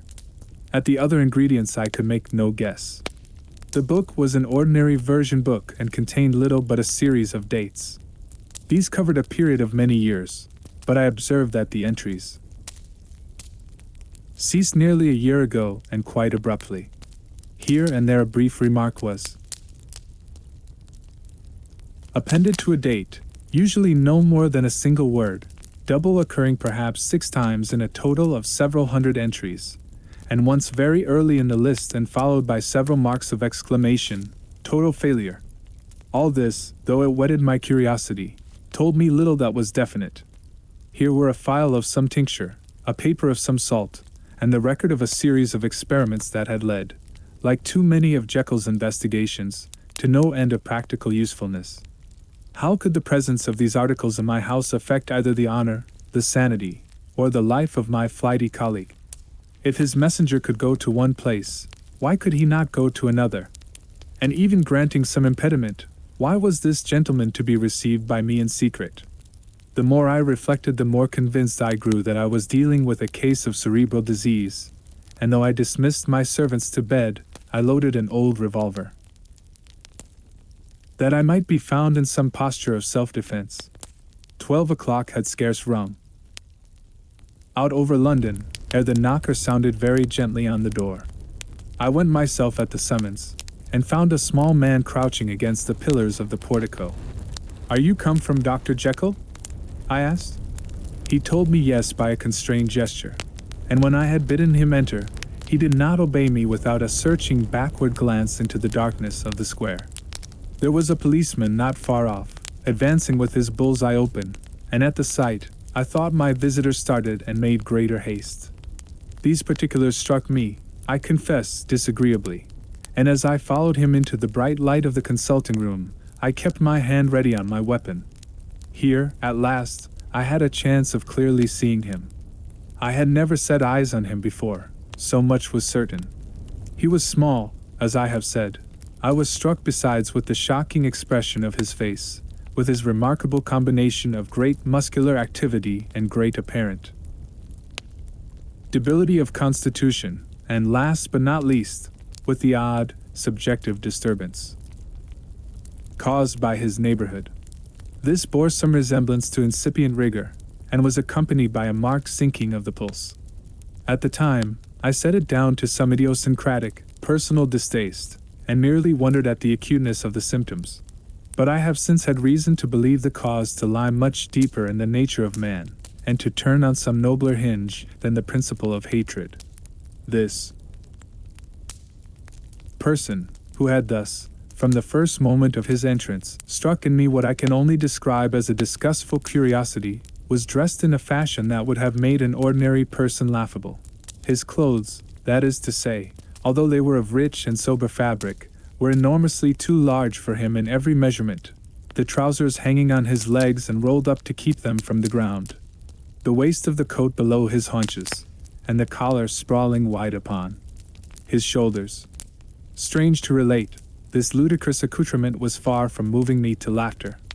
Rather, as there was something abnormal and misbegotten in the very essence of the creature that now faced me, something seizing, surprising, and revolting, this fresh disparity seemed but to fit in with, and to reinforce it, so that to my interest in the man's nature and character, there was added a curiosity as to his origin, his life, his fortune and status in the world. These observations, though they have taken so great a space to be set down in, were yet the work of a few seconds. My visitor was, indeed, on fire with somber excitement. "Have you got it?" he cried. "Have you got it?" And so lively was his impatience that he even laid his hand upon my arm and sought to shake me. I put him back, conscious at his touch of a certain icy pang along my blood. "Come, sir," said I.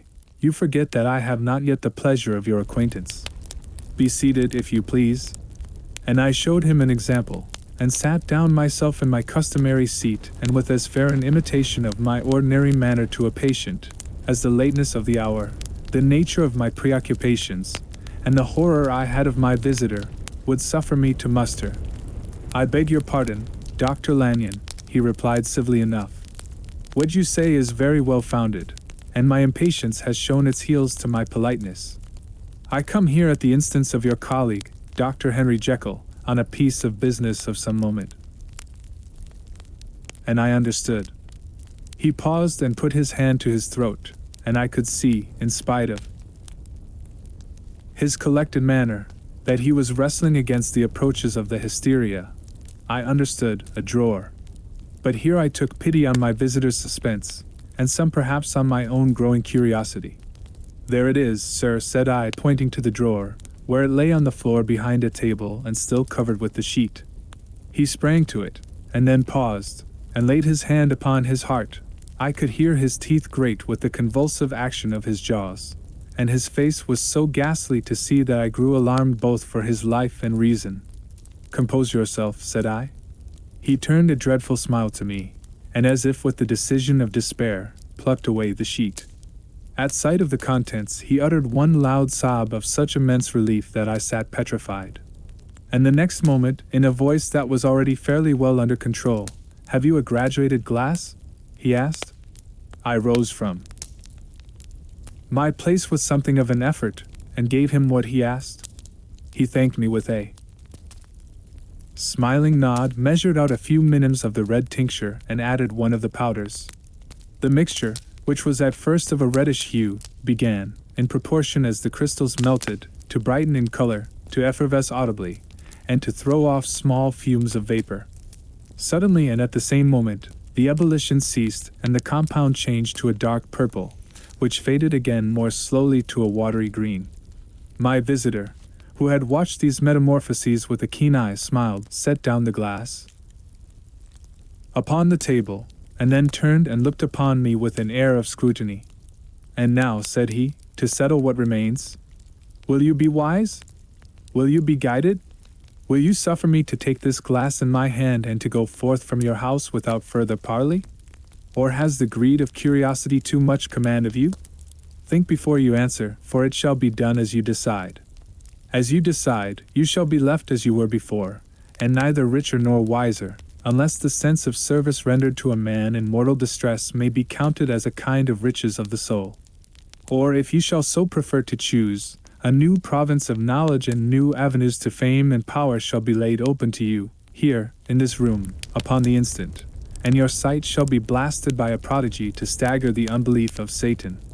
"Sir," said I, affecting a coolness that I was far from truly possessing, "you speak enigmas, and you will perhaps not wonder that I hear you with no very strong impression of belief. But I have gone too far in the way of inexplicable services to pause before I see the end." "It is well," replied my visitor. "Lanyon, you remember your vows. What follows is under the seal of our profession.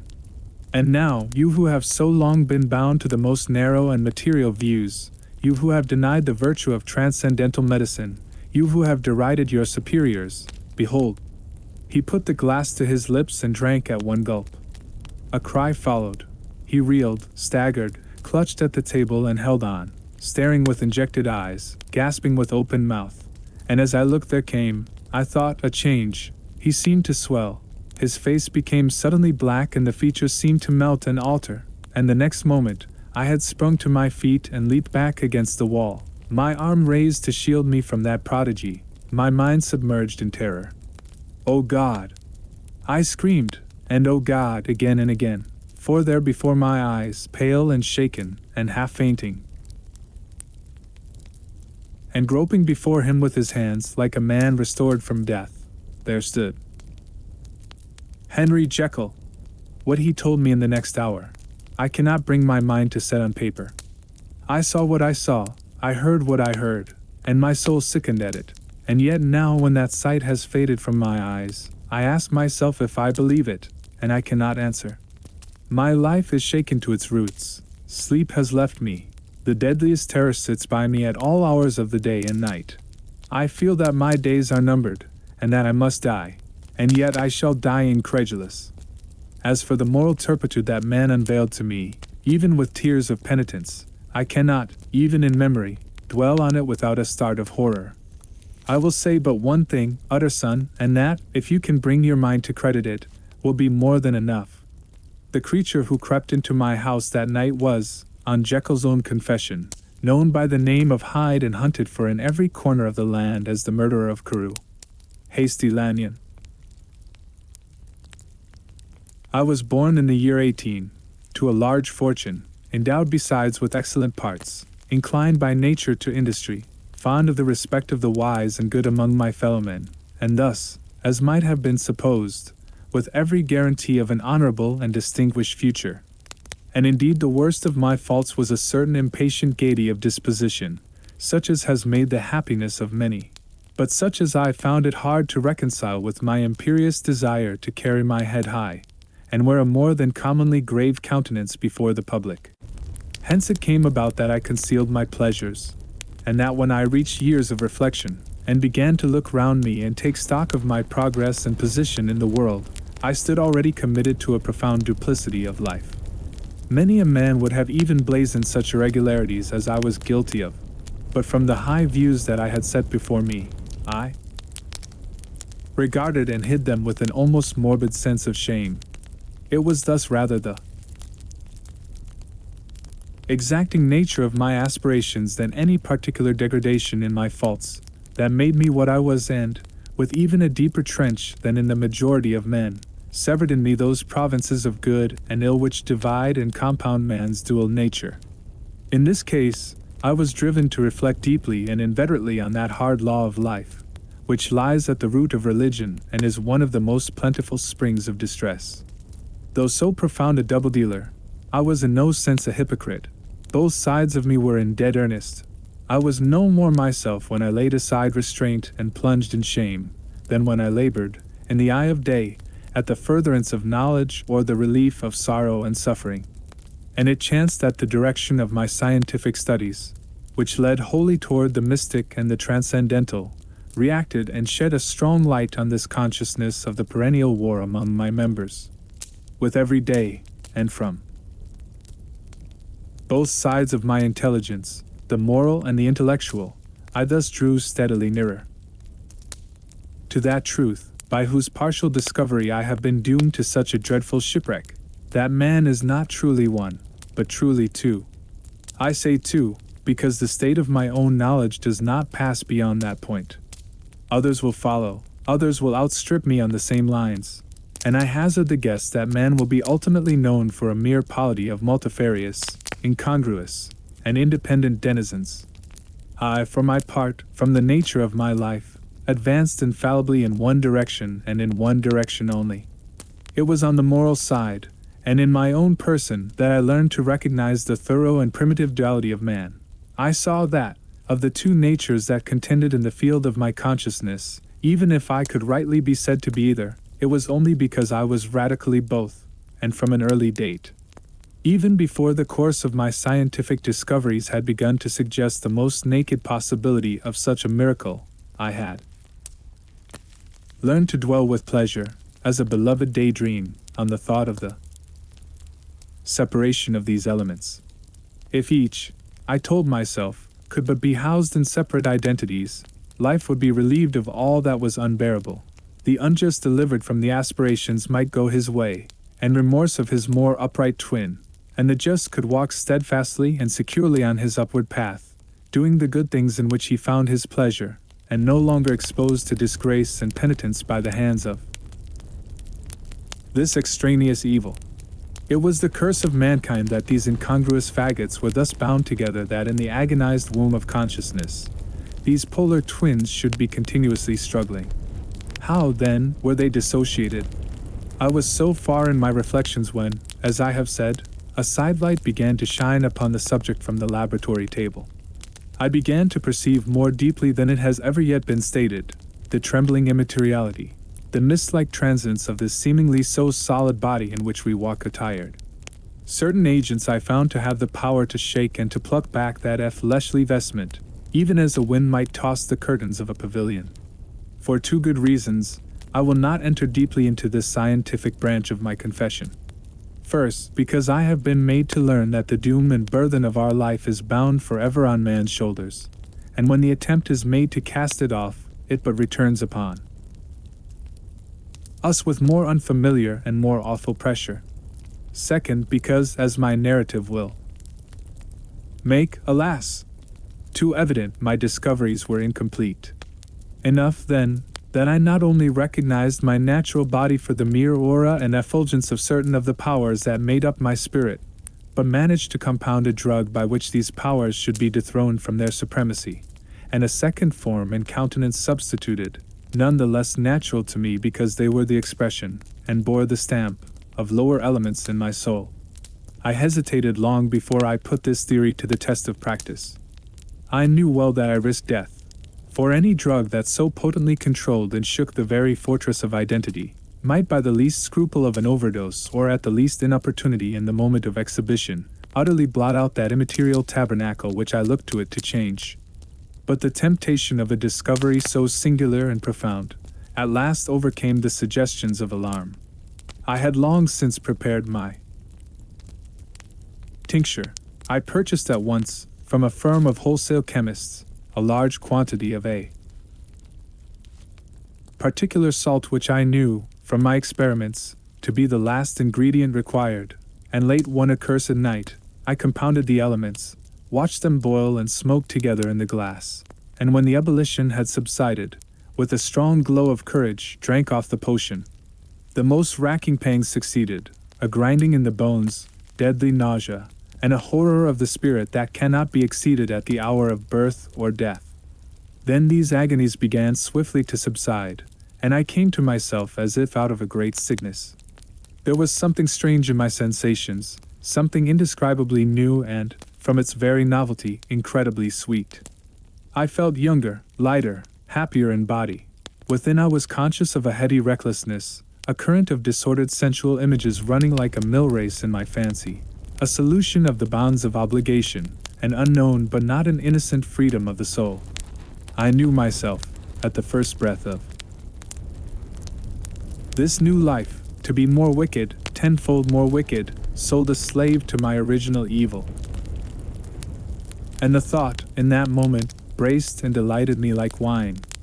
I stretched out my hands, exulting in the freshness of these sensations, and in the act, I was suddenly aware that I had lost in stature.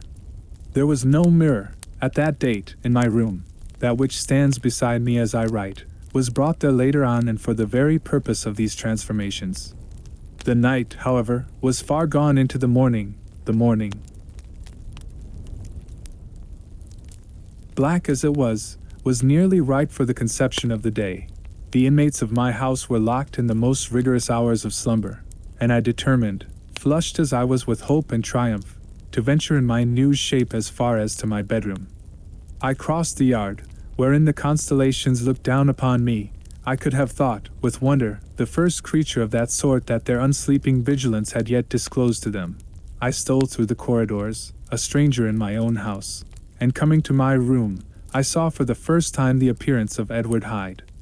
I must here speak by theory alone, saying not that which I know, but that which I suppose to be most probable.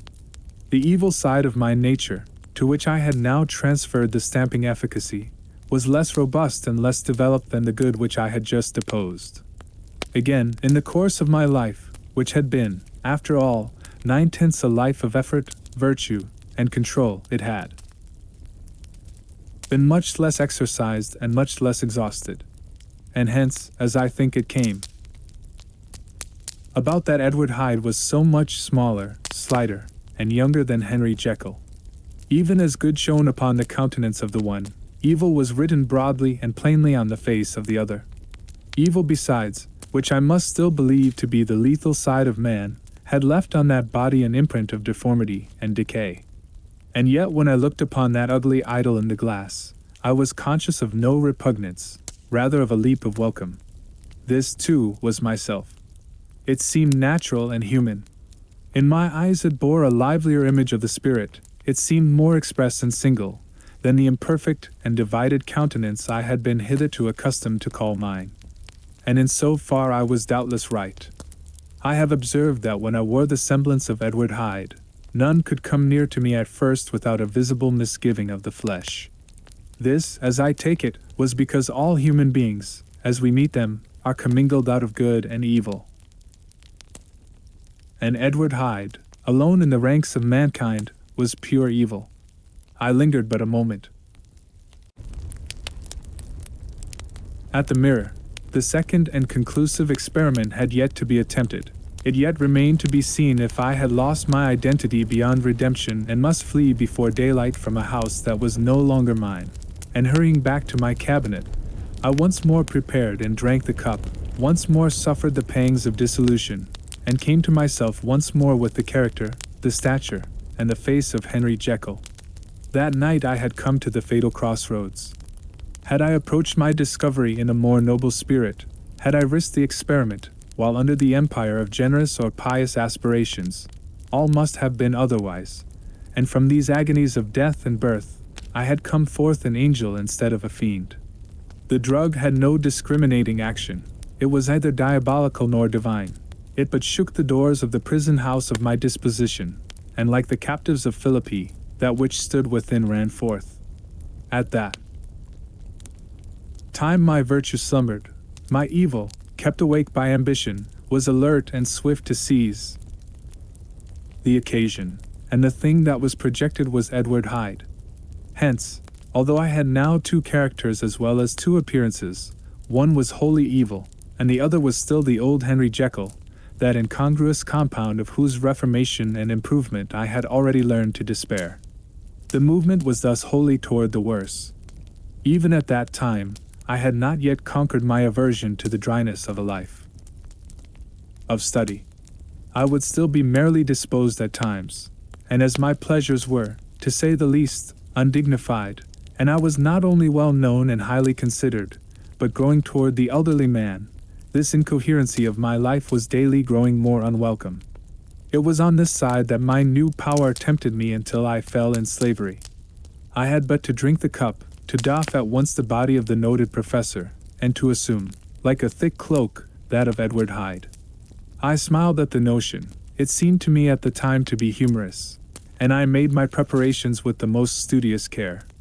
I took and furnished that house in Soho, to which Hyde was tracked by the police, and engaged as housekeeper a creature whom I well knew to be silent and unscrupulous. On the other side, I announced to my servants that a Mr. Hyde, whom I described, was to have full liberty and power about my house in the square, and to parry mishaps, I even called and made myself a familiar object, in my second character. I next drew up that will to which you so much objected, so that if anything befell me in the person of Dr. Jekyll, I could enter on that of Edward Hyde without pecuniary loss. And thus fortified, as I supposed, on every side, I began to profit by the strange immunities of my position. Men have before hired bravos to transact their crimes, while their own person and reputation sat under shelter. I was the first that ever did so for his pleasures. I was the first that could thus plod in the public eye with a load of genial respectability, and in a moment, like a schoolboy, strip off these lendings and spring headlong into the sea of liberty. But for me, in my impenetrable mantle, the safety was complete. Think of it. I did not even exist. Let me but escape into my laboratory door, give me but a second or two to mix and swallow the draught that I had always standing ready, and whatever he had done, Edward Hyde would pass away like the stain of breath upon a mirror, and there in his stead, quietly at home, trimming the midnight lamp in his study, a man who could afford to laugh at suspicion, would be Henry Jekyll. The pleasures which I made haste to seek in my disguise were, as I have said, undignified. I would scarce use a harder term. But in the hands of Edward Hyde, they soon began to turn toward the monstrous. When I would come back from these excursions, I was often plunged into a kind of wonder at my vicarious depravity. This familiar that I called out of my own soul, and sent forth alone to do his good pleasure, was a being inherently malign and villainous. His every act and thought centered on self, drinking pleasure with bestial avidity from any degree of torture to another, relentless like a man of stone. Henry Jekyll stood at times aghast before the acts of Edward Hyde, but the situation was apart from ordinary laws, and insidiously relaxed the grasp of conscience. It was Hyde, after all, and Hyde alone, that was guilty. Jekyll was no worse. He woke again to his good qualities seemingly unimpaired. He would even make haste, where it was possible, to undo the evil done by Hyde. And thus, his conscience slumbered. Into the details of the infamy at which I thus connived, for even now I can scarce grant that I committed it, I have no design of entering. I mean but to point out the warnings and the successive steps with which my chastisement approached. I met with one accident which, as it brought on no consequence, I shall no more than mention. An act of cruelty to a child aroused against me the anger of a passer-by, whom I recognized the other day in the person of your kinsman. The doctor and the child's family joined him. There were moments when I feared for my life, and at last, in order to pacify their too just resentment, Edward Hyde had to bring them to the door, and pay them in a check drawn in the name of Henry Jekyll. But this danger was easily eliminated from the future, by opening an account at another bank in the name of Edward Hyde himself, and when, by sloping my own hand backward, I had supplied my double with a signature, I thought I sat beyond the reach of fate. Some 2 months before the murder of Sir Danvers, I had been out for one of my adventures, had returned at a late hour, and woke the next day in bed with somewhat odd sensations. It was in vain I looked about me. In vain I saw the decent furniture and tall proportions of my room in the square. In vain that I recognized the pattern of the bed curtains and the design of the mahogany frame. Something still kept insisting that I was not where I was, that I had not wakened where I seemed to be, but in the little room in Soho where I was accustomed to sleep in the body of Edward Hyde. I smiled to myself, and in my psychological way began lazily to inquire into the elements of this illusion, occasionally, even as I did so, dropping back into a comfortable morning doze. I was still so engaged when, in one of my more wakeful moments, my eyes fell upon my hand. Now the hand of Henry Jekyll, as you have often remarked, was professional in shape and size. It was large, firm, white, and comely. But the hand which I now saw, clearly enough, in the yellow light of a mid-London morning, lying half shut on the bedclothes, was lean, corded, knuckly, of a dusky pallor and thickly shaded with a swart growth of hair. It was the hand of Edward Hyde. I must have stared upon it for near half a minute, sunk as I was in the mere stupidity of wonder, before terror woke up in my breast a sudden end, startling as the crash of cymbals, and bounding from my bed, I rushed to the mirror. At the sight that met my eyes, my blood was changed into something exquisitely thin and icy. Yes, I had gone to bed Henry Jekyll. I had awakened Edward Hyde. How was this to be explained? I asked myself, and then, with another bound of terror, how was it to be remedied? It was well on in the morning. The servants were up. All my drugs were in the cabinet. A long journey down 2 pairs of stairs, through the back passage, across the open court and through the anatomical theater, from where I was then standing horror-struck. It might indeed be possible to cover my face. But of what use was that, when I was unable to conceal the alteration in my stature? And then with an overpowering sweetness of relief, it came back upon my mind that the servants were already used to the coming and going of my second self. I had soon dressed, as well as I was able, in clothes of my own size, had soon passed through the house, where Bradshaw stared, and drew back at seeing Mr. Hyde at such an hour and in such a strange array, and 10 minutes later, Dr. Jekyll had returned to his own shape and was sitting down, with a darkened brow, to make a feint of breakfasting. Small indeed was my appetite. This inexplicable incident, this reversal of my previous experience, seemed, like the Babylonian finger on the wall, to be spelling out the letters of my judgment, and I began to reflect more seriously than ever before on the issues and possibilities of my double existence. That part of me which I had the power of projecting had lately been much exercised and nourished. It had seemed to me of late as though the body of Edward Hyde had grown in stature, as though, when I wore that form, I were conscious of a more generous tide of blood, and I began to spy a danger that, if this were much prolonged, the balance of my nature might be permanently overthrown, the power of voluntary change be forfeited, and the character of Edward Hyde become irrevocably mine. The power of the drug had not been always equally displayed. Once, very early in my career, it had totally failed me. Since then I had been obliged on more than one occasion to double, and once, with infinite risk of death, to treble the amount, and these rare uncertainties had cast hitherto the soul's shadow on my contentment. Now, however, and in the light of that morning's accident, I was led to remark that whereas, in the beginning, the difficulty had been to throw off the body of Jekyll, it had of late gradually, but decidedly transferred itself to the other side. All things therefore seemed to point to this, that I was slowly losing hold of my original and better self, and becoming slowly incorporated with my second and worse. Between these two, I now felt I had to choose. My two natures had memory in common, but all other faculties were most unequally shared between them. Jekyll, who was composite, now with the most sensitive apprehensions, now with a greedy gusto, projected and shared in the pleasures and adventures of Hyde. But Hyde was indifferent to Jekyll, or but remembered him as the mountain bandit remembers the cavern in which he conceals himself from pursuit. Jekyll had more than a father's interest. Hyde had more than a son's indifference.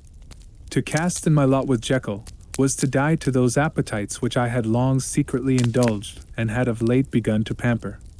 To cast it in with Hyde was to die to 1,000 interests and aspirations, and to become, at a blow and forever, despised and friendless. The bargain might appear unequal, but there was still another consideration in the scales, for while Jekyll would suffer smartingly in the fires of abstinence, Hyde would be not even conscious of all that he had lost. Strange as my circumstances were, the terms of this debate are as old and commonplace as man.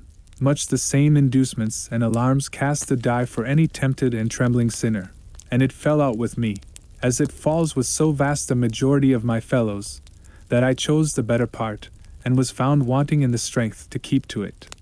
Yes, I preferred the elderly and discontented doctor, surrounded by friends and cherishing honest hopes, and bade a resolute farewell to the liberty, the comparative youth, the light step, leaping impulses and secret pleasures, that I had enjoyed in the disguise of Hyde.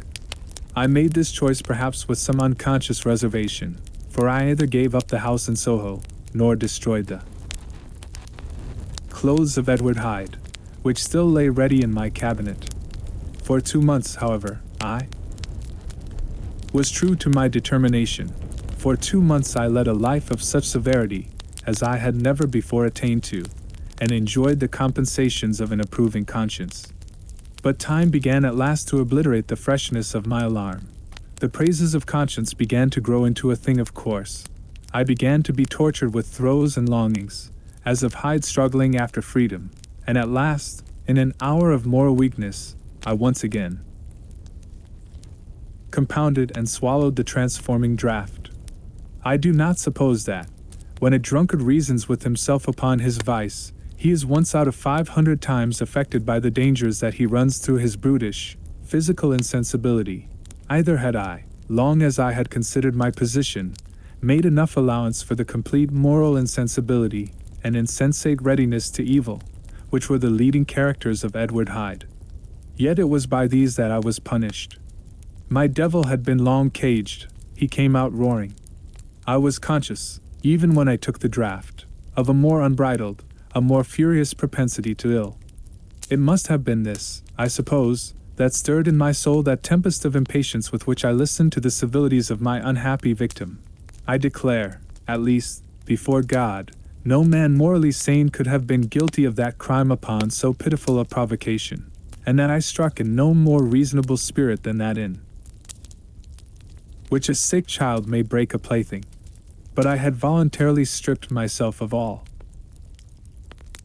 those balancing instincts by which even the worst of us continues to walk with some degree of steadiness among temptations.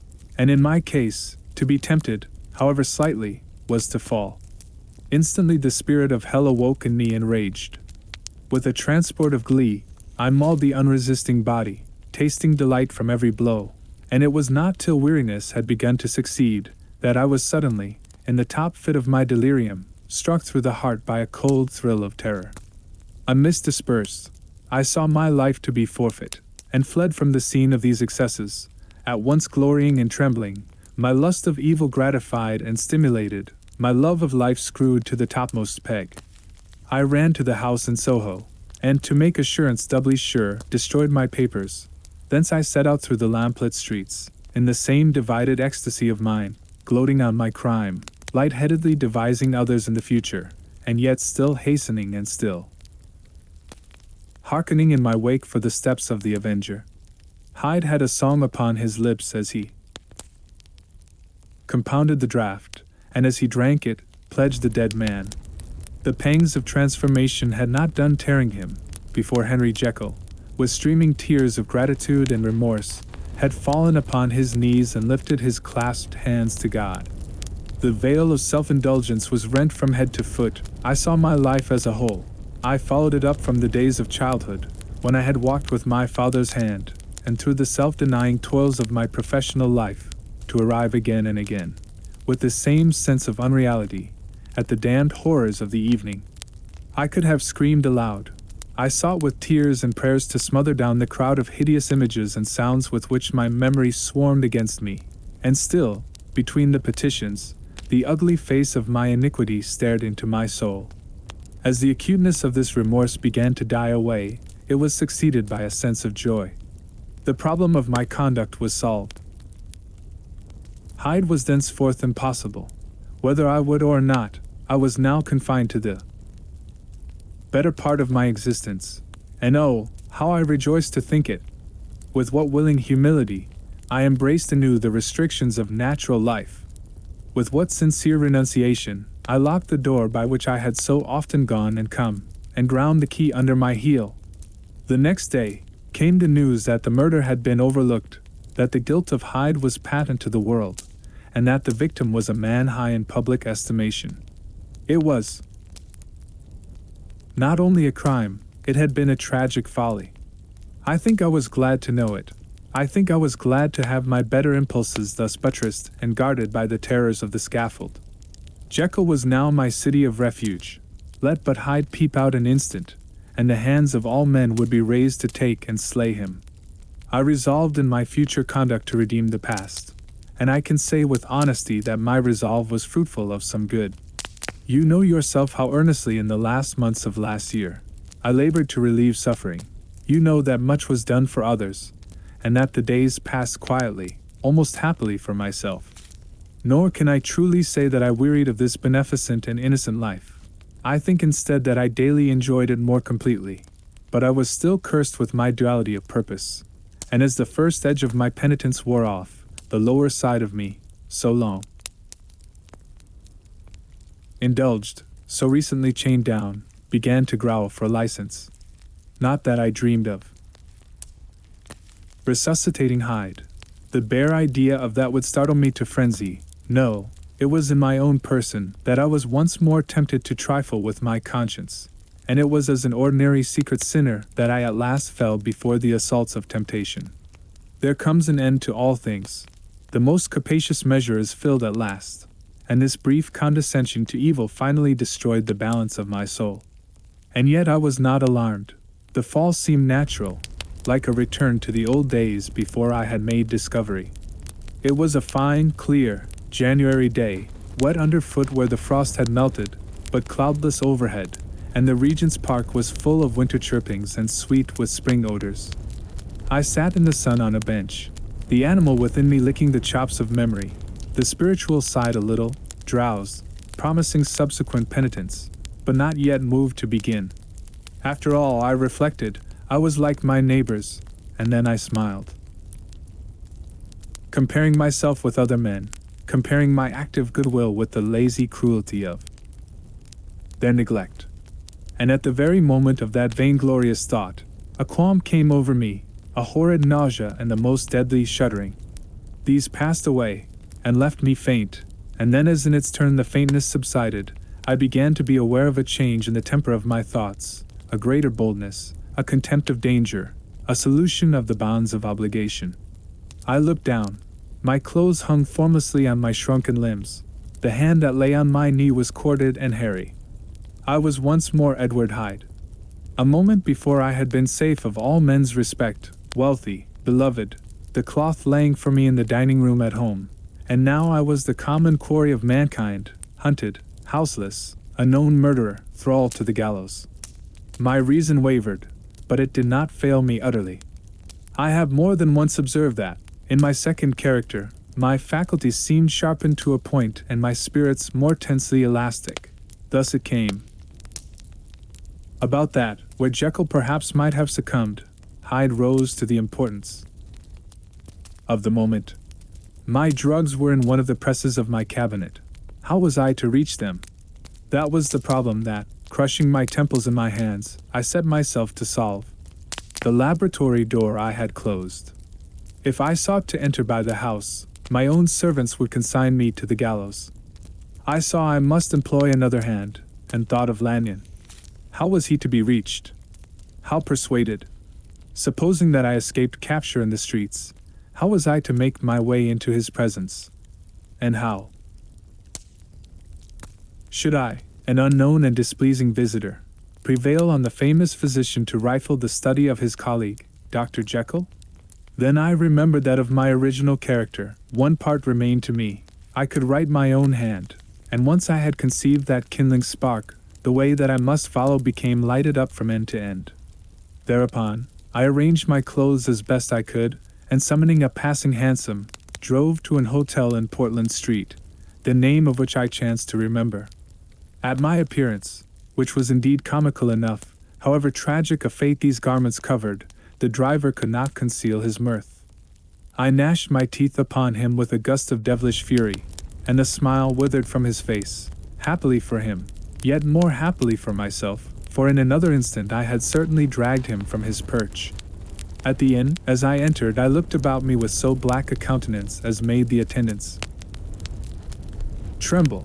Not a look did they exchange in my presence, but obsequiously took my orders, led me to a private room, and brought me wherewithal to write.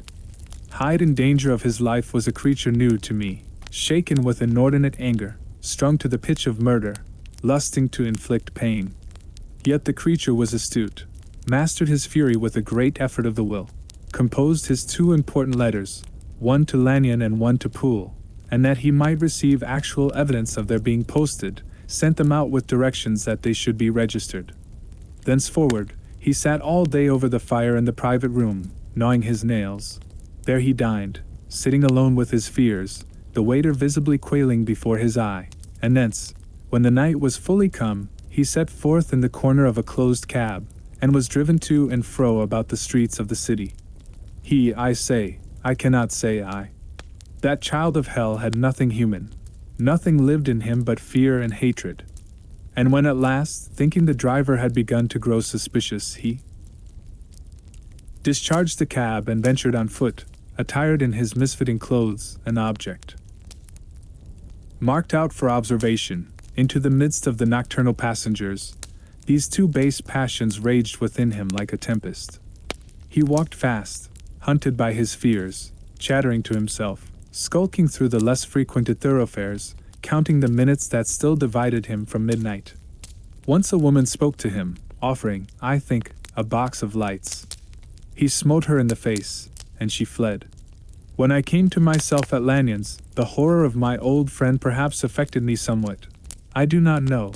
It was at least but a drop in the sea to the abhorrence with which I looked back upon these hours. A change had come over me. It was no longer the fear of the gallows, it was the horror of being Hyde that racked me. I received Lanyon's condemnation partly in a dream. It was partly in a dream that I came home to my own house and got into bed. I slept after the prostration of the day, with a stringent and profound slumber which not even the nightmares that wrung me could avail to break. I awoke in the morning shaken, weakened, but refreshed. I still hated and feared the thought of the brute that slept within me, and I had not, of course, forgotten the appalling dangers of the day before. But I was once more at home, in my own house and close to my drugs, and gratitude for my escape shone so strong in my soul that it almost rivaled the brightness of hope. I was stepping leisurely across the court after breakfast, drinking the chill of the air with pleasure, when I was seized again with those indescribable sensations that heralded the change, and I had but the time to gain the shelter of my cabinet, before I was once again raging and freezing with the passions of Hyde. It took on this occasion a double dose to recall me to myself, and alas! 6 hours after, as I sat looking sadly in the fire, the pangs returned, and the drug had to be re-administered. In short, from that day forth it seemed only by a great effort as of gymnastics, and only under the immediate stimulation of the drug, that I was able to wear the countenance of Jekyll. At all hours of the day and night, I would be taken with the premonitory shudder. Above all, if I slept, or even dozed for a moment in my chair, it was always as Hyde that I awakened. Under the strain of this continually impending doom and by the sleeplessness to which I now condemned myself, even beyond what I had thought possible to man, I became, in my own person, a creature eaten up and emptied by fever, languidly weak both in body and mind, and solely occupied by one thought, the horror of my other self. But when I slept, or when the virtue of the medicine wore off, I would leap almost without transition, for the pangs of transformation grew daily less marked, into the possession of a fancy brimming with images of terror, a soul boiling with causeless hatreds, and a body that seemed not strong enough to contain the raging energies of life. The powers of Hyde seemed to have grown with the sickliness of Jekyll, and certainly the hate that now divided them was equal on each side. With Jekyll, it was a thing of vital instinct.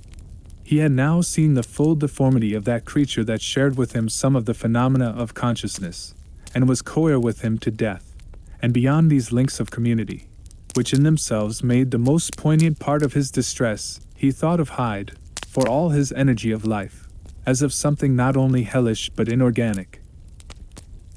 This was the shocking thing, that the slime of the pit seemed to utter cries and voices, that the amorphous dust gesticulated and sinned, that what was dead, and had no shape, should usurp the offices of life. And this again, that insurgent horror was knit to him closer than a wife, closer than an eye, lay caged in his flesh, where he heard it mutter and felt it struggle to be born, and at every hour of weakness, and in the confidence of slumber, prevailed against him and deposed him out of life. The hatred of Hyde for Jekyll was of a different order. His tenor of the gallows drove him continually to commit temporary suicide, and return to his subordinate station of a part instead of a person. But he loathed the necessity, he loathed the despondency into which Jekyll was now fallen, and he resented the dislike with which he was himself regarded. Hence the ape-like tricks that he would play me, scrawling in my own hand blasphemies on the pages of my books, burning the letters and destroying the portrait of my father, and indeed, had it not been for his fear of death, he would long ago have ruined himself in order to involve me in the ruin. But his love of life is wonderful. I go further, I, who sicken and freeze at the mere thought of him, when I recall the abjection and passion of this attachment, and when I know how he fears my power to cut him off by suicide, I find it in my heart to pity him. It is useless, and the time awfully fails me, to prolong this description. No one has ever suffered such torments, let that suffice, and yet even to